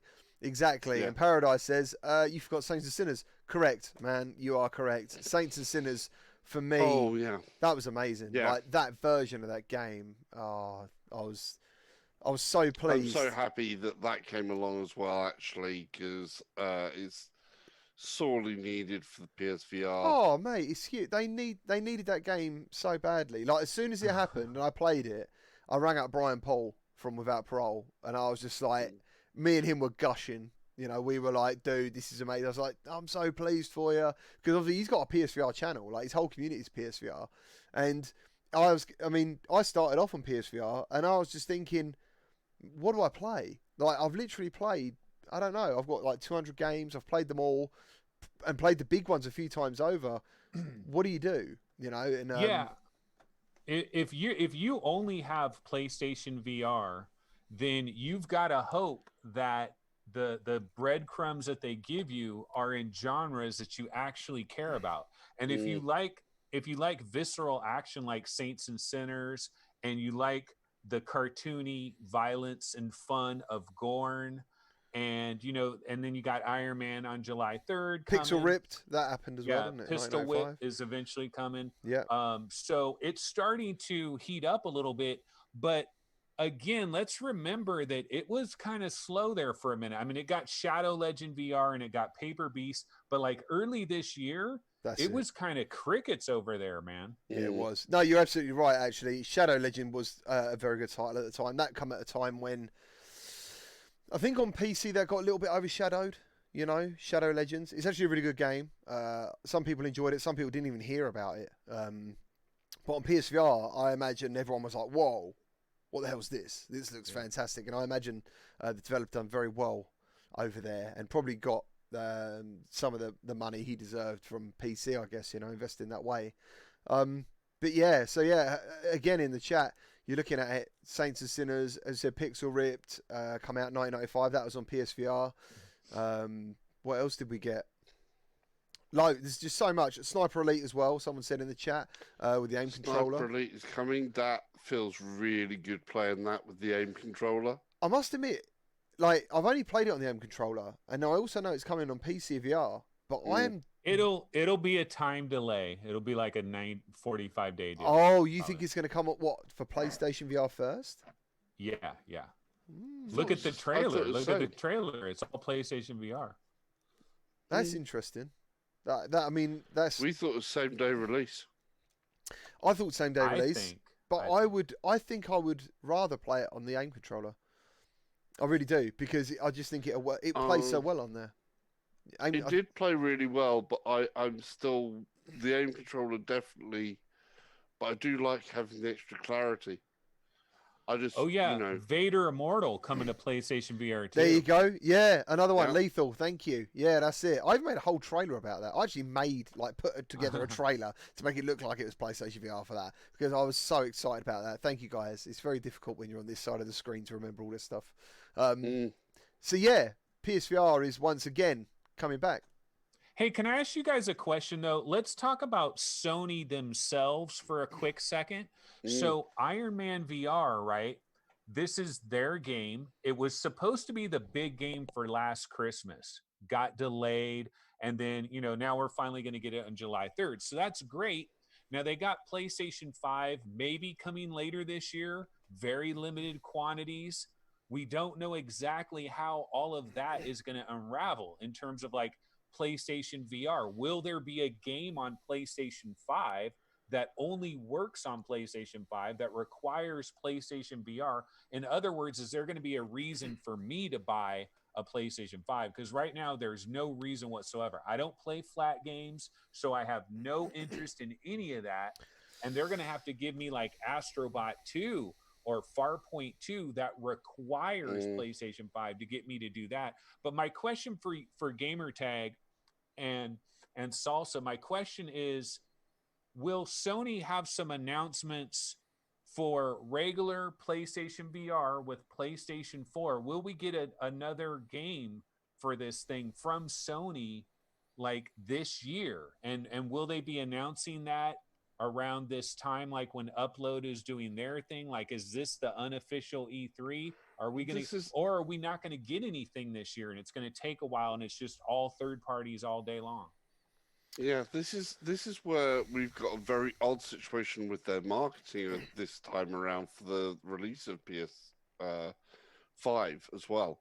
And we've just seen a bit of a supposed leak, which wasn't a leak, but still made me go, what has happened? Where Next Level Racing just put a Gran Turismo 7 logo on one of their products on Twitter saying, what are you looking forward to of the release of PS5? And they had Auto Minister 2, Gran Turismo 7, Assetto Corsa Competizione, and one other. But it got taken down pretty quickly, and they said, no, it was, our mistake to put that there. It wasn't a real thing. We haven't heard anything about Gran Turismo 7. So that was the thing, right? 7 Degrees come up with the thing that I was going to say. As we know, PSVR now, that headset is backwards compatible. Or forwards compatible, sorry. It's forwards compatible, really, with PS5. So I would still buy a PS5 on launch day. I still play some flat games, to be honest. I love all my flat games. It's not to be honest, I don't care. I love it. Wait a minute. Gamertag, you're saying you're going to buy a PlayStation 5 on launch day? Yeah, of course. But why? I mean, no. I'll buy every console on launch day, apart from Xbox. Here's my argument. $500 does not grow on trees, right? And you might want Reverb G2, or you know what I mean? There might be some other headset coming out. There might be a new standalone Quest competitor that's going to kill the Quest that could come out later this year. I mean, there could be some exciting things that come out, but you're taking $500, or even like a new graphics card for your computer. There could be new graphics cards. You're going to take $500. You're going to put it on a PlayStation 5, which in the very beginning might do nothing for you from a VR standpoint if we're really honest about it. Now, eventually, sure, but I just don't know. I mean, we're going to have to wait and see, but I honestly do not expect Sony to like shower us with all this VR stuff that's going to use PlayStation 5 in a major way this year. I think when they have a headset for it, and I think they'll eventually have some stuff that is enhanced by it. It's going to be like PlayStation 4 Pro all over again, but even more so, more super sampling. But $500, man, to just throw $500 around like it's... Well, I do think it's a thing of that with PS5, if they unlock the requirement of having parity to the PS4 version of the game, the OG PS4 version of a game, and allow developers to actually build or add PS5 specifics to pre-existing games. Yeah, well, they should do that. They should do that. Like the textures will get better. Skyrim would get better. Exactly. If they do that, I don't think it's going to happen. That by itself, with a lot of people, would be enough for them to go up, because immediately every single game would then have the potential to come up to the level where they are using the headset to its more full potential. And then saying something like even Gran Turismo Sport, we've hinted at Gran Turismo 7, but Gran Turismo Sport as a game, if you could play Gran Turismo Sport in full VR, how many people out there spend a huge amount of time playing that game on a flat screen because they love how the game plays? How many of them would go, hang on a second, I can do the whole thing in VR now? Man. I'll drop that money. Yeah, they'll sell an extra 10,000. Awesome. Yeah, end of the day, I would still buy the console because I love gaming regardless. You know, I still play. I don't know if anyone's seen it. There's a game called Hunt Down that come out. It looks like a game off the Amiga. It's fantastic pixel art. It's really a lot of violence, and it's fantastic. I love it, and it's not VR. I'm so sorry, but yeah. I mean, end of the day, I see PS5 as an investment as well. I still think you're going to get 5 to 7 years out of it. I don't feel that bad about spending that sort of money on that. Okay, for me, let me just say from my angle though, it's like this hobby, if you're into this hobby, if this is your thing, you're a VR gamer, you're doing PC VR, you're doing console VR, you're doing standalone VR, you've got computers that you've got to upgrade, you've got hard drives you've got to upgrade, motherboards, RAMs, you've got like comfort kits and audio kits that you're buying, and you're doing this Kickstarter for a vest that like vibrates your chest. Like, dude, money, like, there's not unlimited supplies of money. Okay, I'm not Palmer Lucky. I ain't got 500 $800 million floating around I can just buy. So for me, I've got a budget. I've got to be smart. I've got to think, okay, well, if I'm buying this headset, then I'm not buying these 4 other headsets. Go on. Sorry. No. I mean, that's pretty much what I'm trying to say here. It's a budget. And if anyone knows this channel, I don't need another headset because the Oculus Rift S allows me to deliver PCVR content. That's all I need it for. It does its job. You know, what you did hit the nail on. This channel isn't about me getting the new headset. If I can get an Index, I'd love it, but this isn't a tech channel. I've never pretended it to be a tech channel. I've tried the Index at an event, and I can give you feedback on it. He's the content guy. I'm the gaming content guy. You want to know what a game's like? I'll play that game. That's my thing, and that one PCVR headset allows me to do it. So when I see people say to me, "Why haven't you got a Valve so and so?" I'm like, "Yeah, but it's not like an Oculus headset is supported across everything. I can play everything. There's no boundaries for me. You're not in the hardware game, is what you're saying. You're I'm not not really. on TV. You're not doing that. No, that's smart. That's smart. It's not. It's not. Well, it's I not mean, like, you're specializing. You're the content guy. You're streaming every day. I just want to play games. That's it. I love playing games. I love gaming. That's what I did. The only thing is, what you hit the nail on the head was the PC thing. That puts me. If I said to someone I'm not a tech guy, they go, "But you got a PC." And you've got a VR PC. So, you know, and I get that. Like, that is an expensive PC, it is. And does it already need upgrading? It doesn't need it, but it would be better. The 3080 Ti, though, imagine how much that's what I'm saying. Cost. That's going to be 1,000, isn't it? It's going to be 1,000. Yeah, it's going to be 1,500. It's going to be 3 PlayStation 5s. Come on, yeah, I've already got the 2080 Ti in there. Costs enough. Do you want 3 PS5s or do you want 1 graphics card? I'll be like, shit. That's the choice. That's the choice, right? Do you know, it is exactly the choice. And you're quite right in pulling it out. And it's something that a lot of people don't realise is you do have to choose which way you're going to go on this, and that's exactly where you've come from. And then GT's come from a different place of you're looking at the hardware side. Or you're looking at, okay, you're getting this hardware, but you know there's going to be a ton of software coming on the horizon for it, and it's hardware that you wouldn't be able to play those without. I mean, look at Nat, who was on the show, for example. He's got an Oculus, he's got the link cables, he has bought a PC, and he's got a PlayStation with PSVR. There isn't any content he can't bring you, technically. You know, like he could show any game, any VR game.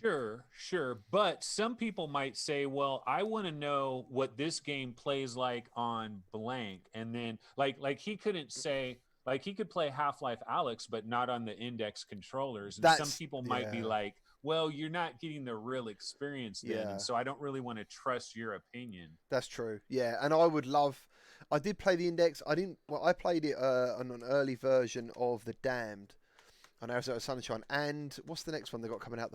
Is it The Fall? Am I wrong? Is it The Fall? The next one from Vertigo Games? Oh, After the Fall? After the Fall, yeah, I've played that as well. And I played that on the Index. And it was really good. I loved the headset. I thought it felt quite heavy for some reason, but it felt really nice, really balanced. And I liked the controllers, but they weren't native to the game. So, you know, you press one button, all three fingers went. It wasn't a case of doing each finger. So actually, I haven't technically experienced the Index for all it can give you. And that is one headset I would love to try. I would love to get that finger tracking. But I do believe that it won't be long till Oculus bring out another headset that way. You know, because that is the thing that everyone's talking about again, is field of view and finger tracking. So wait, did you just mention the Index finger tracking? Because it's garbage. Don't worry about that. Well, that's it. I mean, otherwise from that, I actually think the touch controllers are more comfortable. Yeah. Personally, especially if you've got the mammoth grips and stuff. Like at the end of the day, you can throw something and let go of the controller and not worry about it. But yeah, I don't know whether that's a popular opinion or not. But I mean, have you got the Index, Anthony? Yeah, I do. But I'm not in love with the Index. It is my number. I have the Index and the CV1. I don't have a Rift S. I bought a Rift S, had it for a couple of weeks. I had to send the Rift S back. But here's the thing. It's just me. It's my IPD. My IPD is like 70/71. So I've got this really wide IPD. And when I was using the Rift S, it was like, dude, who removed my field of view? It just went like this, man. What the hell happened? Like, I wasn't having blurriness or like distortions or scale being off. It was the freaking FOV. I'm like, dude, somebody stole my car. Somebody stole my FOV. So I went back to the CV1. Yeah, nice. And the Valve Index. And the Valve Index is my daily driver, but the Valve Index, again, this might be my IPD again rearing its ugly head, but there is glare. With the Valve Index has a glare problem. Like Saints and Sinners, when that came out on when that hit PC in like late January, I was playing Saints and Sinners on my Valve Index, and Saints and Sinners, lots of overcast skies. It was Glare City. I actually decided, I thought, you know what, let me hook up my CV1 for a minute, because CV1 is God rays. God rays, yeah. And God rays and glare are two different things. Like people will say, oh, God rays and glare, the exact same thing. No, they're not. They're totally different. They're related, but they're different. God rays come from the center. Glare swirls around the bottom and swirls around the top of your lenses. It's like this, like shadows that are swirling around.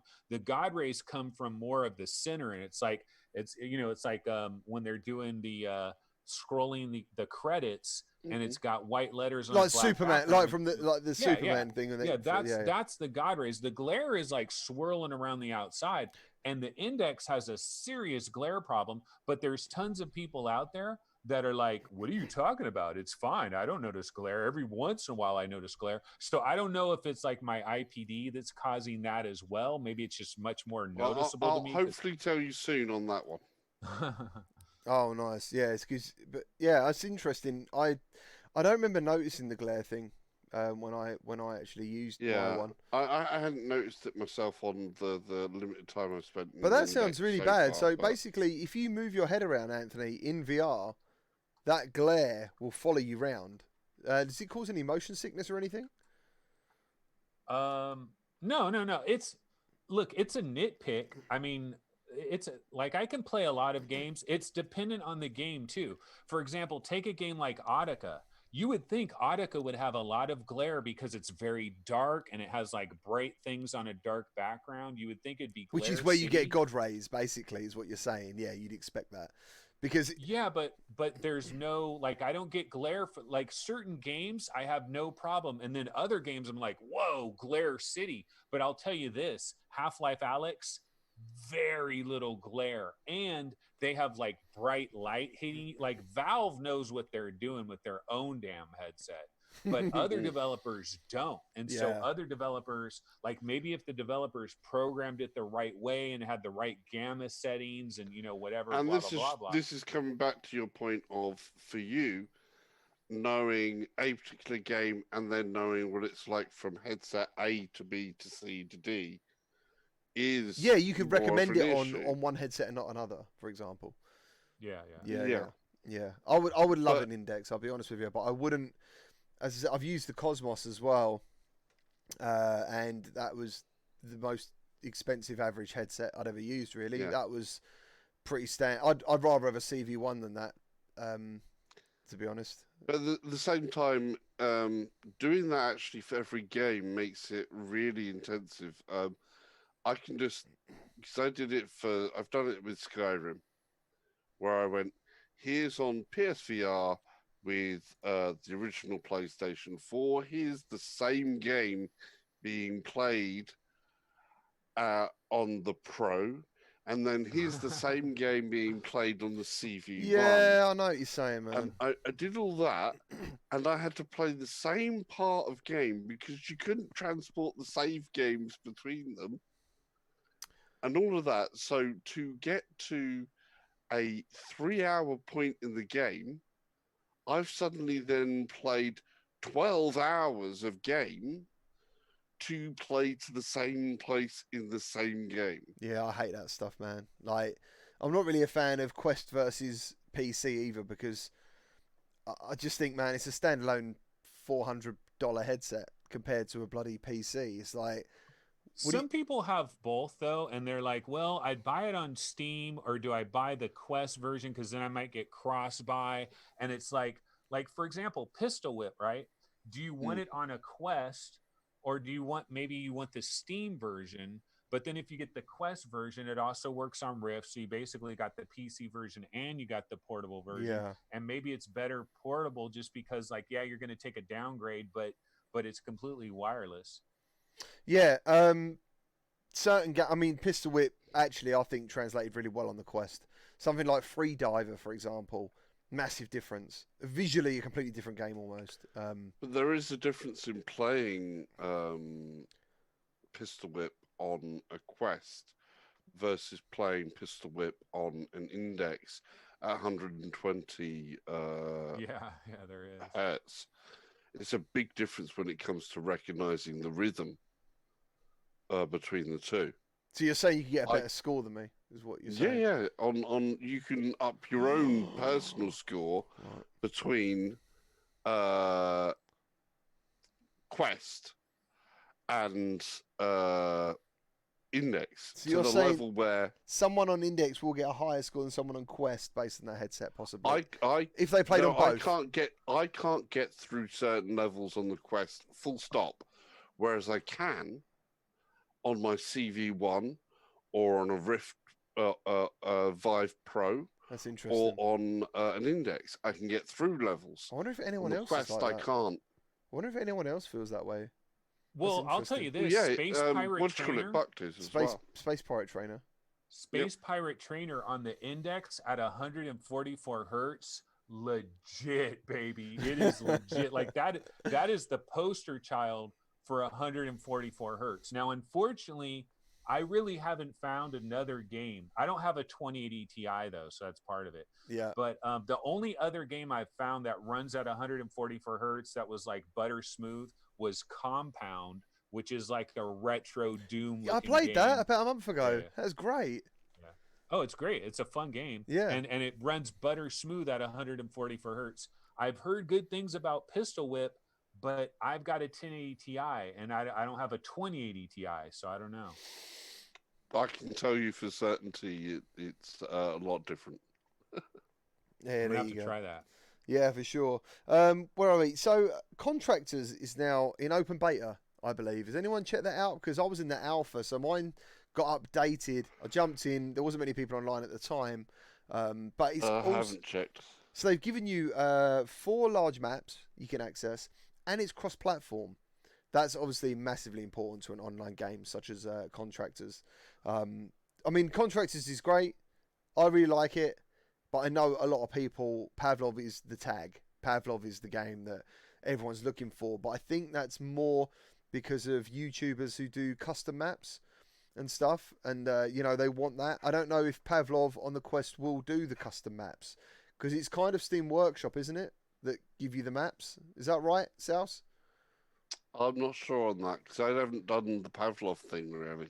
Have you not? Oh, mate, it's brilliant. No, because Pavlov, I bought Contractors and I bought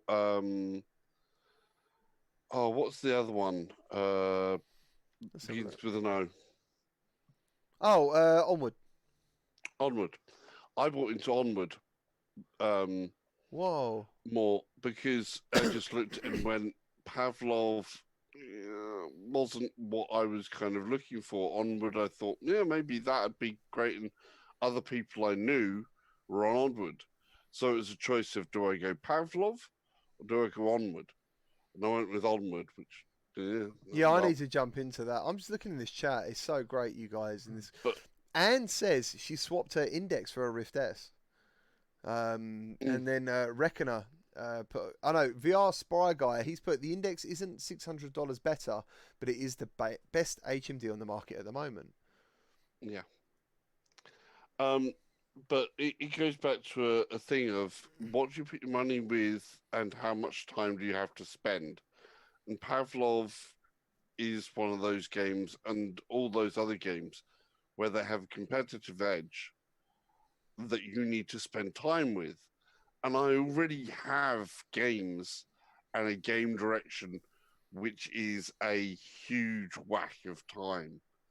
So if you go sim racing and all of that lot, you don't have time to spend the practice time in FPSs. No, Yeah, you want like Honor and Duty D-Day, something that's just like run and gun. Fun, great, is, go yeah. in, have a laugh. Exactly. 32 players. Honor, and that's just coming out for PC now, isn't it? Yeah, be jumping Today, into that, actually, I think. Oh, really? Yeah. Cool. So it's coming onto Steam. Yeah. Did he manage to get that as crossplay as well? Because we know the. I think it's something he wanted to put in there, Reggie Strange. I haven't had any emails from him recently. I've just been so busy. I feel he did email me a couple of times, and I let him down. I wonder. Oh, he's in chat right He's now. in chat. No way! Oh, it's not today. It's not today. It's a placeholder date. I was just saying, I Placeholder felt really bad, Reggie, because like I was going. You wouldn't believe the amount of notifications I get, man, and I'm still adjusting now. And yeah, it was just like a couple of days later, I'm like, oh, I missed it. Like he wanted my help, basically testing that version. It's on Viveport right now. Oh, okay. So yeah, Reggie I should Strange try is the it. developer of Honor and Duty. Back in the day on PSVR, he done something no one thought possible. Was made a 32-player online game, and you could use any method of control. Online VR game. Online VR game. It was amazing, and it was also flat as well. You could play that. But yeah, this headset conversation is really interested in chat. What did Reckoner? He said, "I'm guessing. How you doing, man? You're right. I'm guessing Iron Man has already been discussed. We'll have to get you on the show at some point." He's put the demo is really impressive graphically. Yeah, cool. Nice. I'm glad you enjoyed it, dude. I'm glad you enjoyed it. Yeah, sweet. So, yeah, that was Contractors. Oculus, the Year of the Quest anniversary sale. Has anyone checked it out? I did jump in. Yeah, a bit, but I've got most of them. There is that for me personally. It's like 20% off. It's not enough. It's actually 20... Not all of them are 20%. Actually, some of them are 21. Most of them are like 20, 18 and go down. Yeah, I didn't see any that went over 21% actually. 21 was the highest. The average seemed to be like 20, 18. There was some bundles there, but once again, it's a lot of money to lay down initially. And also, I think, and oh yeah, that was the other thing. The Quest seller pack. So my uncle's got a Quest. Okay, and he usually buys, and he did have a PSVR, but he sold it because he didn't like the setup process all the time. He likes the Quest because he works away from home a lot, or he used to. You can just slam it on. He's loving that. So anyway, when I saw the anniversary sale come up, I looked into it, and I was going to. Basically, there's one called the Quest bestsellers, but Beat Saber isn't in the bestsellers. But surely Beat Saber must be the best-selling game on the on the Quest. It is. It is by far. So I was like, dude, you know, how did that not get in there? I'm assuming Beat Games were like, we don't want to be part of this. Well, we don't need to be part of this. It probably was technicality before they were acquired. It's complicated. I see what you're saying. Also, the Rift S had an anniversary sale as well. I'm not sure how the prices looked on there. Literally, I didn't really have time till today. But who can believe that the Quest has been here a year? Like, did you guys? I can. Really? I can, because it was May 21st. Yeah, that's May 21st last year was basically Oculus Day, and that was a huge day. I remember that day. It was an exciting day. I remember going to Walmart, getting my Quest. It was awesome. I love, dude, the Quest. There's two mistakes that Oculus/Facebook has made with the Quest in its first year. But other than that, it is freaking hit home runs all the time. The two mistakes it's made is comfort, very lacking, right? Okay. And then the other mistake, availability, a lack of availability. They didn't produce enough. Whoever made the decision to be like, let's only manufacture this amount because we don't want to have 100,000 of these things sitting around in a warehouse. They made a mistake. That guy made a major mistake. It's probably the same. It's probably the same guy who's in charge of the curation process. But everyone looks at him as like, "Not you again." Like, why? He's the same guy that signed off on the comfort for it. He's the cousin of someone there. I'm sure of it. That's what surprises me as well, actually, a bit, because I mean, obviously, Zuckerberg's main headline for the Quest in particular was, I want 1 billion people in VR. It makes you wonder how many more people would be on there. 1 billion people in VR, you need to make them. Road to VR, why are you talking about this? Road to VR tweeted, it took the entire ecosystem, Oculus ecosystem, the Rift, the Quest, and the Go 3.5 years to reach $100 million in revenue. But the Quest alone took only 1 year to amount to that. That's got to be sending massive alarm bells at Oculus. They're going to be thinking, dude, you know, and nearly every time I live stream a game, the number one comment is this on Quest? I could put in the title, it's on a Rift S, but they will say, is it on a Quest? You know what I mean? Like, is it coming to Quest? I've no doubt every developer out there wants to get their game on a Quest. There is also valid points like Nat saying in chat there, Oculus Facebook were never a hardware company before, so having the experience on actually ramp up to any level of degree and also seeing how that works as a mass market flow is a different thing. It's also the thing of we've got rumors in the background at the moment of new headsets coming, this, that, the other, of, you know, Quest version 2 or Quest S and stuff like this coming out, where I'm of the opinion that as, you know, in terms of manufacturing, they are learning how to make it cheaper, how to make it smaller, how to make it lighter, how to make it more comfortable as well. Things like that. Those are the big lessons, I think, that are happening. I've literally just Googled Oculus Quest chin strap because someone done a picture of it the other day, didn't they? It might have been the Render Reality guys had it on their channel. And oh, mate, it was so funny. It was so funny. I can't find it though, guys. If anyone can find it for me, post it in the Discord and I'll chuck it on the screen. This chin strap thing. When I saw it, I was like, I swear some people are just like, if it's for a Quest, people are gonna buy it. We'll just chuck it on there. He's seen gaming science teachers. What she said? Quest. Quest. Duck, Quest. Yeah, duck. Yeah, nice. The Quest is the big thing though at the moment. I love supporting the Quest. It is such a big thing. When I said about a year, like literally my weeks fly by because I just don't feel like I ever stop. I always feel like I'm doing something all the time. So to me, actually, it feels probably like the Quest has only been here for like 5-6 months. It doesn't feel that old at all. Yeah, it doesn't feel old. There's been a ton of games, and and it was weird. Like when the Quest come out, game, all these games just flooding out up to Christmas, and then it went quiet, and people in January and February were like, "What's happened? Where's my games? You know, I'm new to the Quest. I'm here. Give me some software." And there wasn't anything, but once again, it's coming back, and that's pretty cool.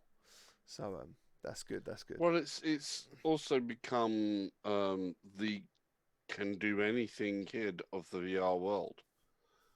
You know, it's standalone. You can take it anywhere. It powers itself. Virtual desktop. It can be plugged into. It can do wireless. It can do this, that, the other. Yeah. And as the concept goes, it's pretty good. But they're going to work out the kinks in this. Nice. Yeah, everyone's telling me the Quest by Dr. Beef. So he done what did he do before? Well, he done the Half-Life VR mod, didn't he, Dr. Beef? I believe. I'm pretty sure it was him. Yeah, I'm just not that wowed by the Doom thing. I don't know why. Maybe I need to jump back into it. But I played it for about 5 minutes and I was like, yeah, it's alright. It's not. I don't know. I want it to be super awesome, but super awesome didn't happen for me for some reason. What else was it? Yeah. Talking about PSVR again. There is a mega pack that is coming out. I think it's £230. This is in Europe and the UK. The PSVR mega pack includes the headset, the camera, and 5 big PSVR games. They are PlayStation VR Worlds, always. Skyrim VR, always. Resident Evil 7, pretty much always. Everybody's Golf VR, which took over from where Wipeout, I believe, was always part of the pack. I actually think Wipeout is the better game. I love Everybody's Golf, but Wipeout is like still, compared to any other futuristic racer, still the best in my mind. Mine as well for any system. Oh, Paradise, I did in the end. I did it all today. I tried every single version of it actually. I spent about an hour like downloading these mods and stuff, and yeah, it didn't really. Yeah, Days of Play. That's it, man. For Days of Play. And the last game is Astrobot. So yeah, and the other thing that was announced was the only thing obviously it doesn't get is the Move controllers, but there is an Iron Man pack that's coming out. It says it's a European exclusive bundle. I'm hoping that isn't true. I hope it comes out everywhere. Is this a good time to buy a PlayStation VR though? Do you know what? I think if you've got a PS4, I think there's never really a bad time to buy it because there's too many great games.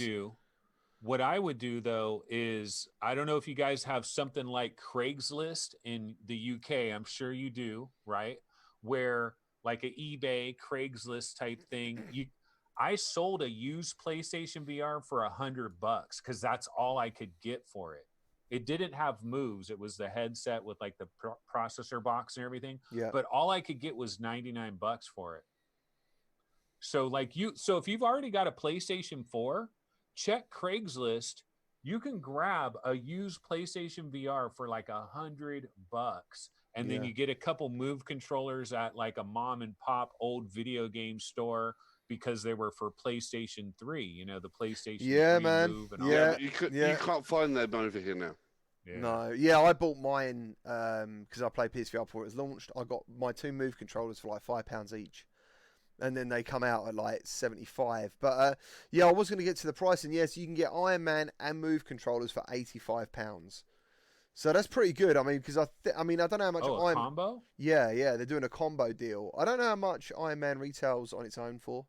I haven't seen that. Has anyone seen the price for it yet? $39, I think. So that actually makes the Moves quite a good deal with the Iron Man thing. Yeah, because moves are expensive over Moves, there. yeah, moves are going to be expensive. Yeah. They're crazy.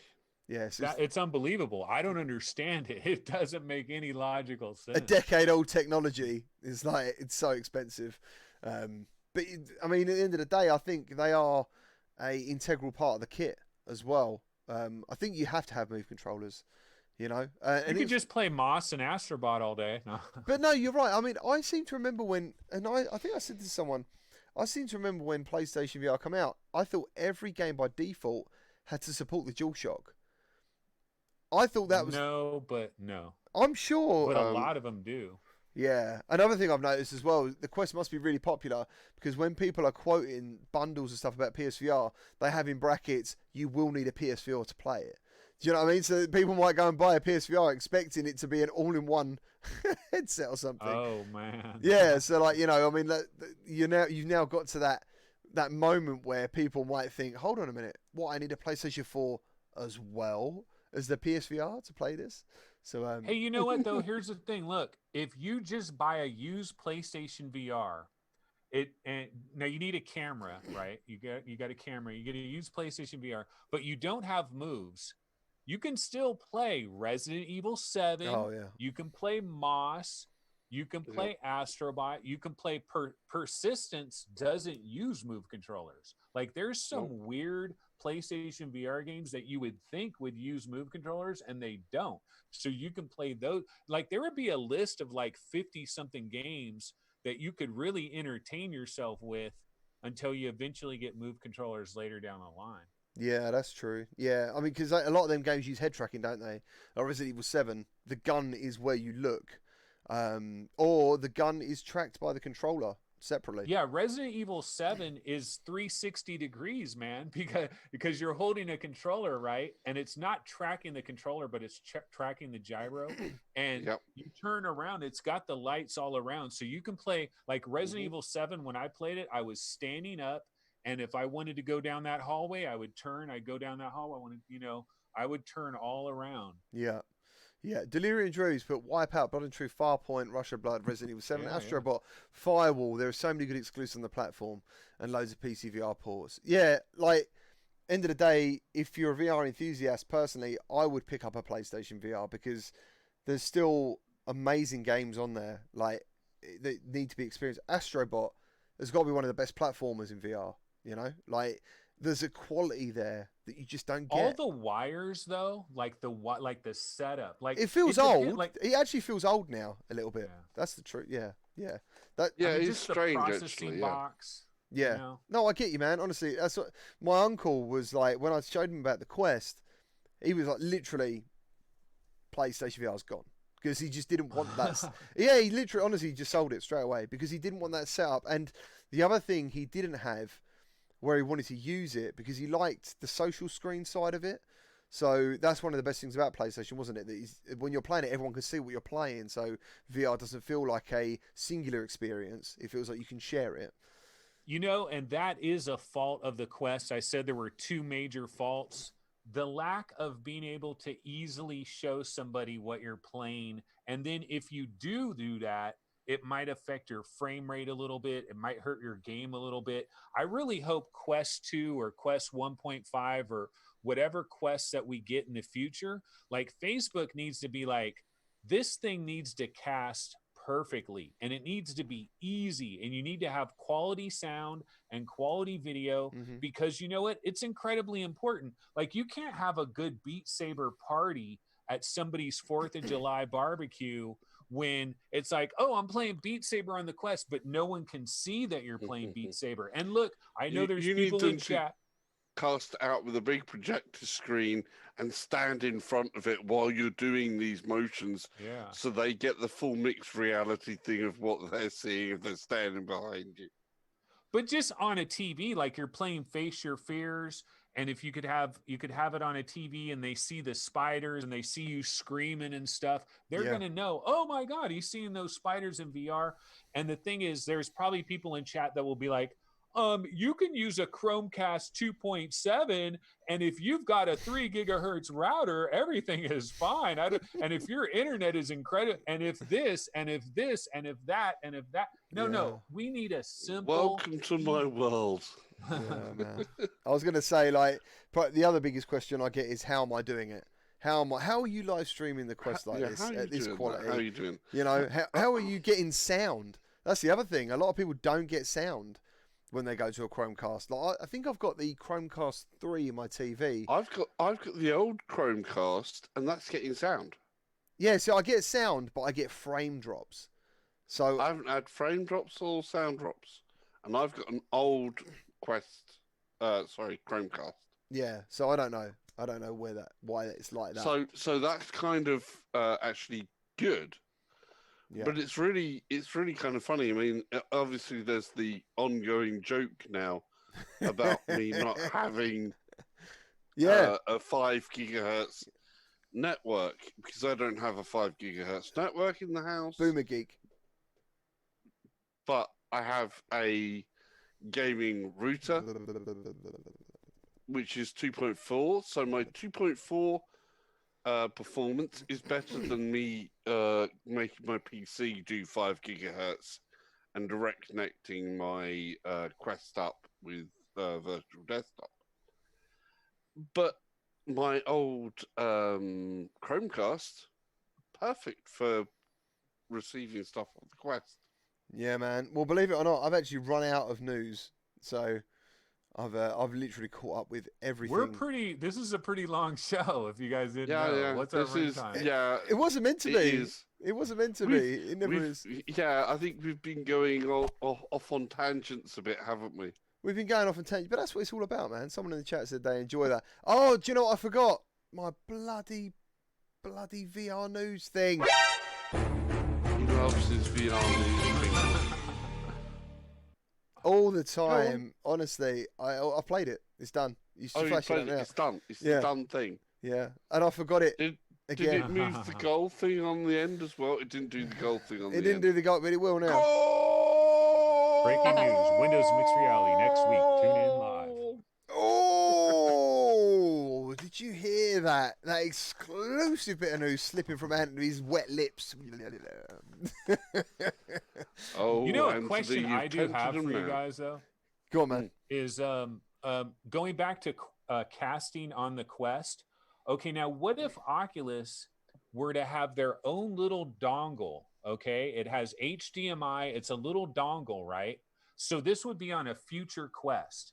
But what they would do inside a future Quest, they would put like a special little chip that would broadcast on a special frequency that pairs perfectly to this dongle. And so you get the dongle when you buy the Quest, and then anytime you're over someone's house, you want to do a demo, just pops into their HDMI thing. As long as your Quest is within 20 feet of this little dongle, you get perfect casting. It doesn't affect your actual game. It doesn't drop frame rates and stuff. My question is, would that technically be feasible for a future Quest if they planned for it in advance and had this little dongle and stuff? Because they need a perfect solution. Yeah, I just don't think that that's quite on their roadmap. I think for what they've done, where they unlocked from the higher spec that was required to stream to certain devices, was enough for now.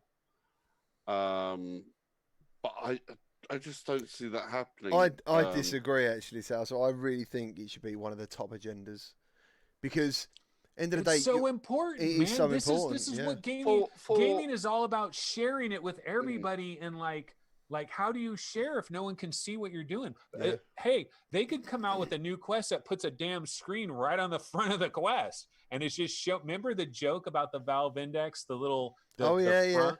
Yeah. And putting a screen right there that shows what you're playing, so people on the outside actually see what you're playing. Yeah. Yeah, that's one other idea. Oh, cold yogurt. Yo! Great show. Great show and special guest.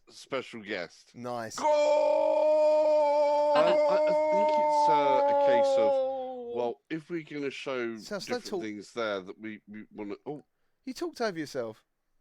I did. You talked I can't believe it. Just for you, I'll give you a small... There you go. Half stroke. There's an extra bit. Nice. Yeah, I get where you're coming from, and for marketing, it certainly helps a lot. It has to work in different ways. I think something that could be done still is in the mixed reality zone, where it could be done slightly different. Because one of the things that I would like to see is, say, for when it comes to events, going, right, okay, we can do mixed reality with the Quest now, which you'll probably all know about. if you can actually do the mixed reality stuff from the Quest, as in you offload the game positioning to an exterior processing unit to then do that, and then you putting somebody in front of the screen so you've got the full mix thing happening when it comes to staged events, that would work a lot better for them as that. But I think you're also talking about adding a level of complexity to the headset, which will impact the cost. Yeah, I mean the And that's dongle is the last thing. dongle. The dongle is going to cost like $5 at least. Well, in the imaginary world, more like 70. You're talking about. No, I'm saying packaged in the box with the Quest. Like the dongle comes with it. No, needs to be a standard. Yeah, I do. I think in the future, but I think what you're saying is a great idea. But for the next generation, I think it should be a standalone thing to keep the price down of the headset, because that's still a bit more important than sharing it, because you need to get at least people in there so they can afford it. Because I think the Quest is actually really cheap. I actually don't think I think for what you get, it's actually a really well priced product. Oh yeah, it's crazy good deal. Oh good, I'm glad you. I wasn't sure how you was going to react to that when I saw your face. No, it's a crazy good deal. Yeah, I think it's really good, the Quest. And I'm just honestly, I don't know where they're coming from that, because you're talking, just a bit of you're talking extra processing, a bit of bandwidth. If there's something they can do that is cheap, that can take a part of the video source, like for one of the screens in there, and take that part and reamble it, because at the moment you've got a certain processor feed part that's coming out. As soon as they can split off something of that data and have it analyzed by another separate piece of the hardware that doesn't cut into the same pipeline, fine enough. But I think the amount of money that it costs to do that may be one of the prohibitive things, because it's such a complicated piece of machinery as it is. They're going, well, we'd need another video processing unit to do that and this and the other. And at the end of the day, that video processing unit is the bit that's going to take it up, because video processing unit, as we know, is usually the CPU loading on it. So it gets really difficult just on that. That's my only idea. I love the comments. I could actually sit here and just read all these comments. I just want to say as well, thank you to everyone who turns up week on, week out. Do you know what I mean? Like, and you welcome other people in the chat, which is kind of like people do on our Discord. So, you know what I mean? The amount of times I'm in a live chat and people don't even notice you when you say hello. So, you know, I'm really grateful for that. You know what I mean? Everyone's welcoming each other. And 7 Degrees Gamer says, problem is GT loves the sound of his own voice. After all, I'm a beefcake. What has that got to do with one another? And what a shocker that you read that comment. I hate my own voice, man. I hate my own voice. And a beefcake, isn't that like Cartman from South Park? He called himself a beefcake. Beefcake is an American term. He called himself a beefcake, but he isn't. Beefcake is what? He's the opposite. Lifts a lot of weights, brah. No one's ever called anyone beef. I've never been called a beefcake before. I thought it was just South Park. I thought you could get a South Park T-shirt saying beefcake. I think. Yeah. He does that, but he's not a beefcake. But he's called himself a beefcake. It's a humble brag. Humble brag. Yeah. I tried mixed reality on the Quest back when it first launched, both with the Oculus Way and Live, and it was a nightmare. Like, I did not enjoy that process at all.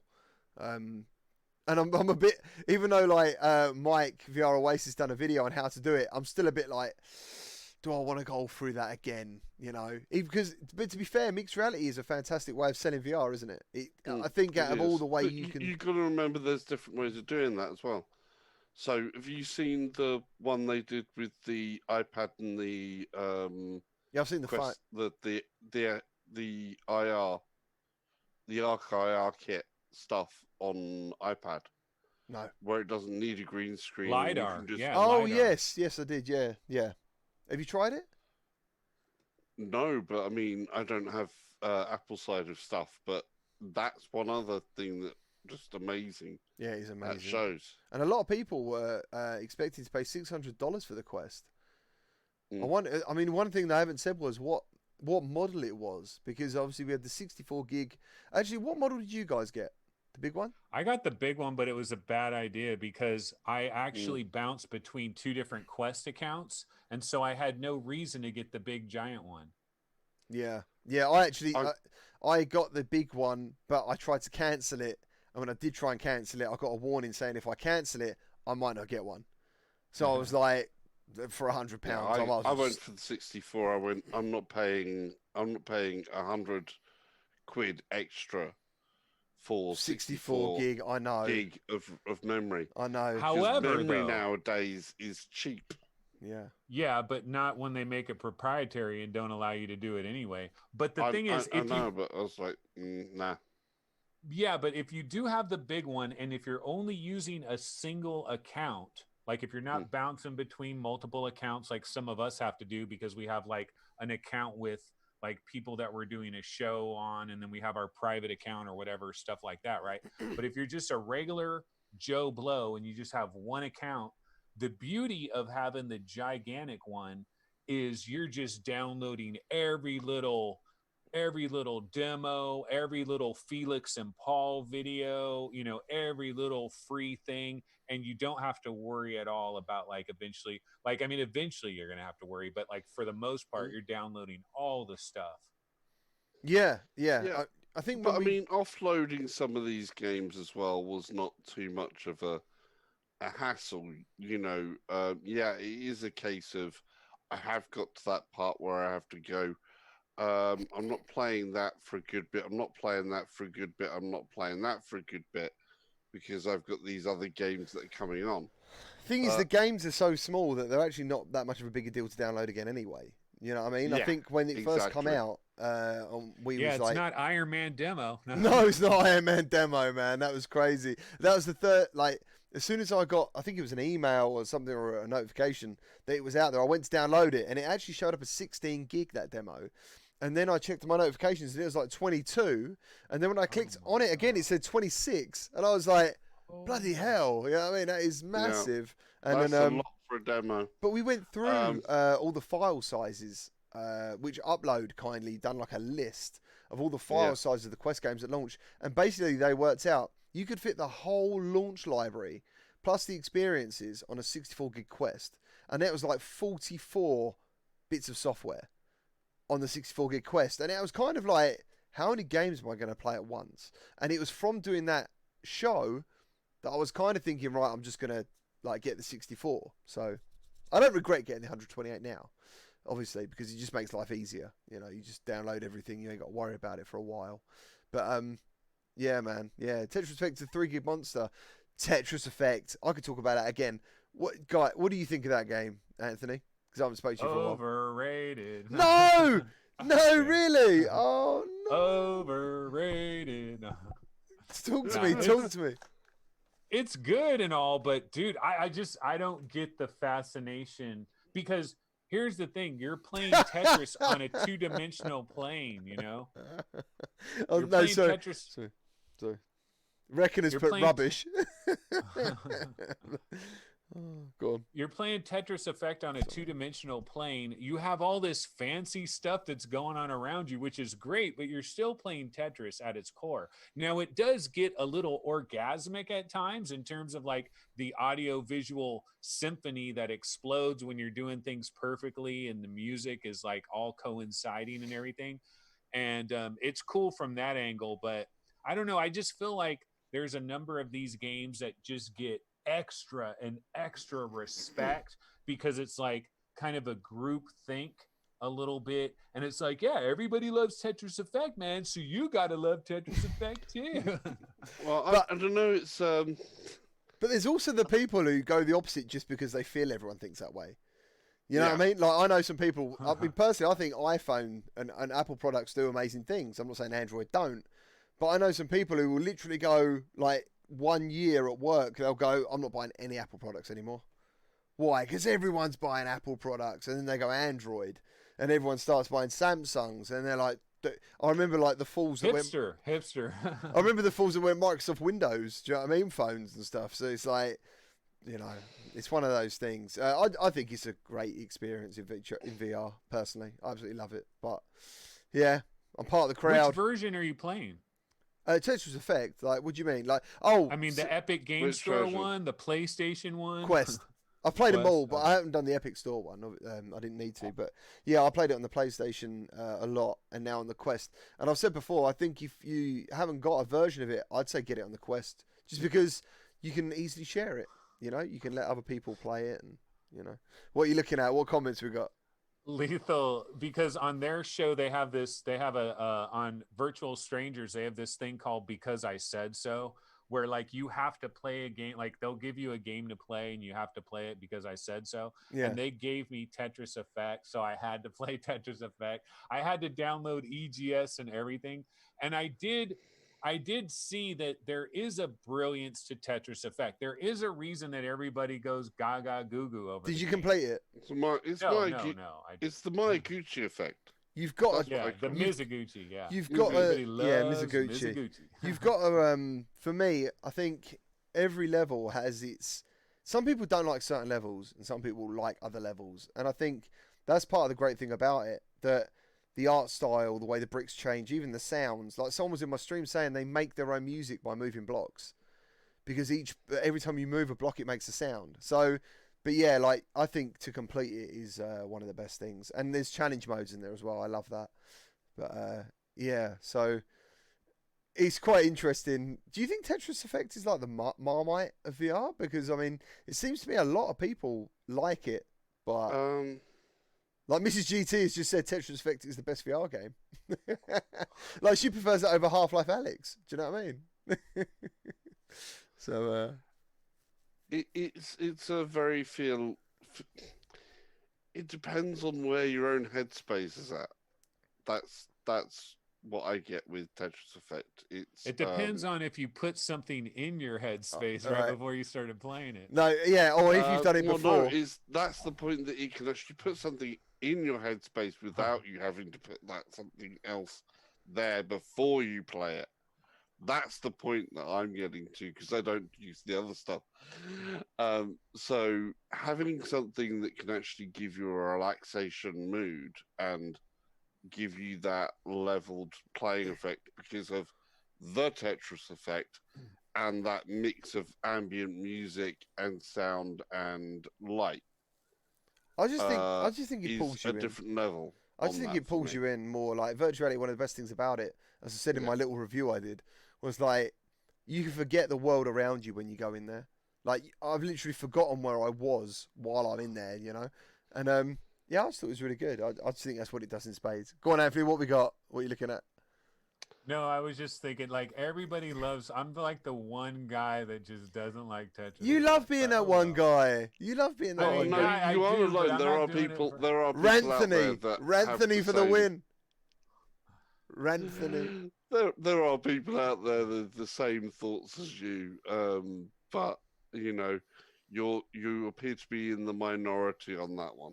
What have we got? Someone else wrote a couple of comments that I wanted to get back on before we wrap up the show. I love how you was about to wrap everything up and just go, cut. I can't help it. And then it suddenly, another tangent comes along. And then we're 5 other tangents later. It's really hard. I don't reckon. I think Reckoner's on your side, Anthony. I don't know if you've seen it. It looks like he is. It's rubbish, really. I think that's what he's saying. Phil Yarn says it's straight trash. See, your followers, they're like, Anthony. No, Phil Yarn always says stuff is straight trash. That's his favorite comment. You got to be there, man. Right. Yeah, let's wrap it up. Thank you to everyone in the chat. Really appreciate you being here.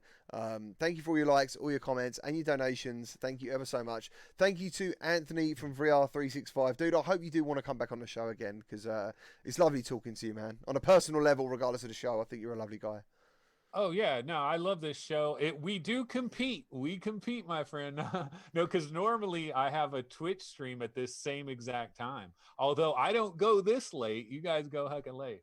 Yeah, mate. Because of you, that's why we just go late. We got to keep going. Yeah, I'm not in competition with anyone. You know what I mean, or whatever. It is what it is. But Salsa, There is no competition for GT. no, I didn't mean it like that. Anyway, Salsa, cheers, man. Thank you for being here each and every week. Thanks again. Cheers, guys. Yeah, thank you, everyone. As I said, especially to the patrons and channel members, man. You help me out so much. Talking about Anthony here, you know what I mean? I might try and buy every headset going just to see what happens. But yeah, cheers, guys. Thank you ever so much. Look after yourselves. Have a great week if we don't see you in the week. Remember to subscribe to VR365, please. He's got great stuff going on, as I said. Like, there's not many podcasts I listen to and I will watch, even though he's on at like 1 a.m. I do. The first thing I do when I wake up in the morning is I will check his Discord, see if he's gone live, and I will watch it. So, you know, I think he's great. Same as all of you guys. So thank you ever so much for being here. And you, Sal, so remember to subscribe to Sal's Catch Up if you want to check out racing a lot, because you're just like obsessed with... More coming soon with the new house. So as soon as we get that new house and we can get a solid rig that's up all the time, we'll have a good bit more racing going on. So hopefully that's going to be happening quite soon. There you go. Cheers, guys. Look after yourselves. Thank you ever so much. Take care. Bye. Bye.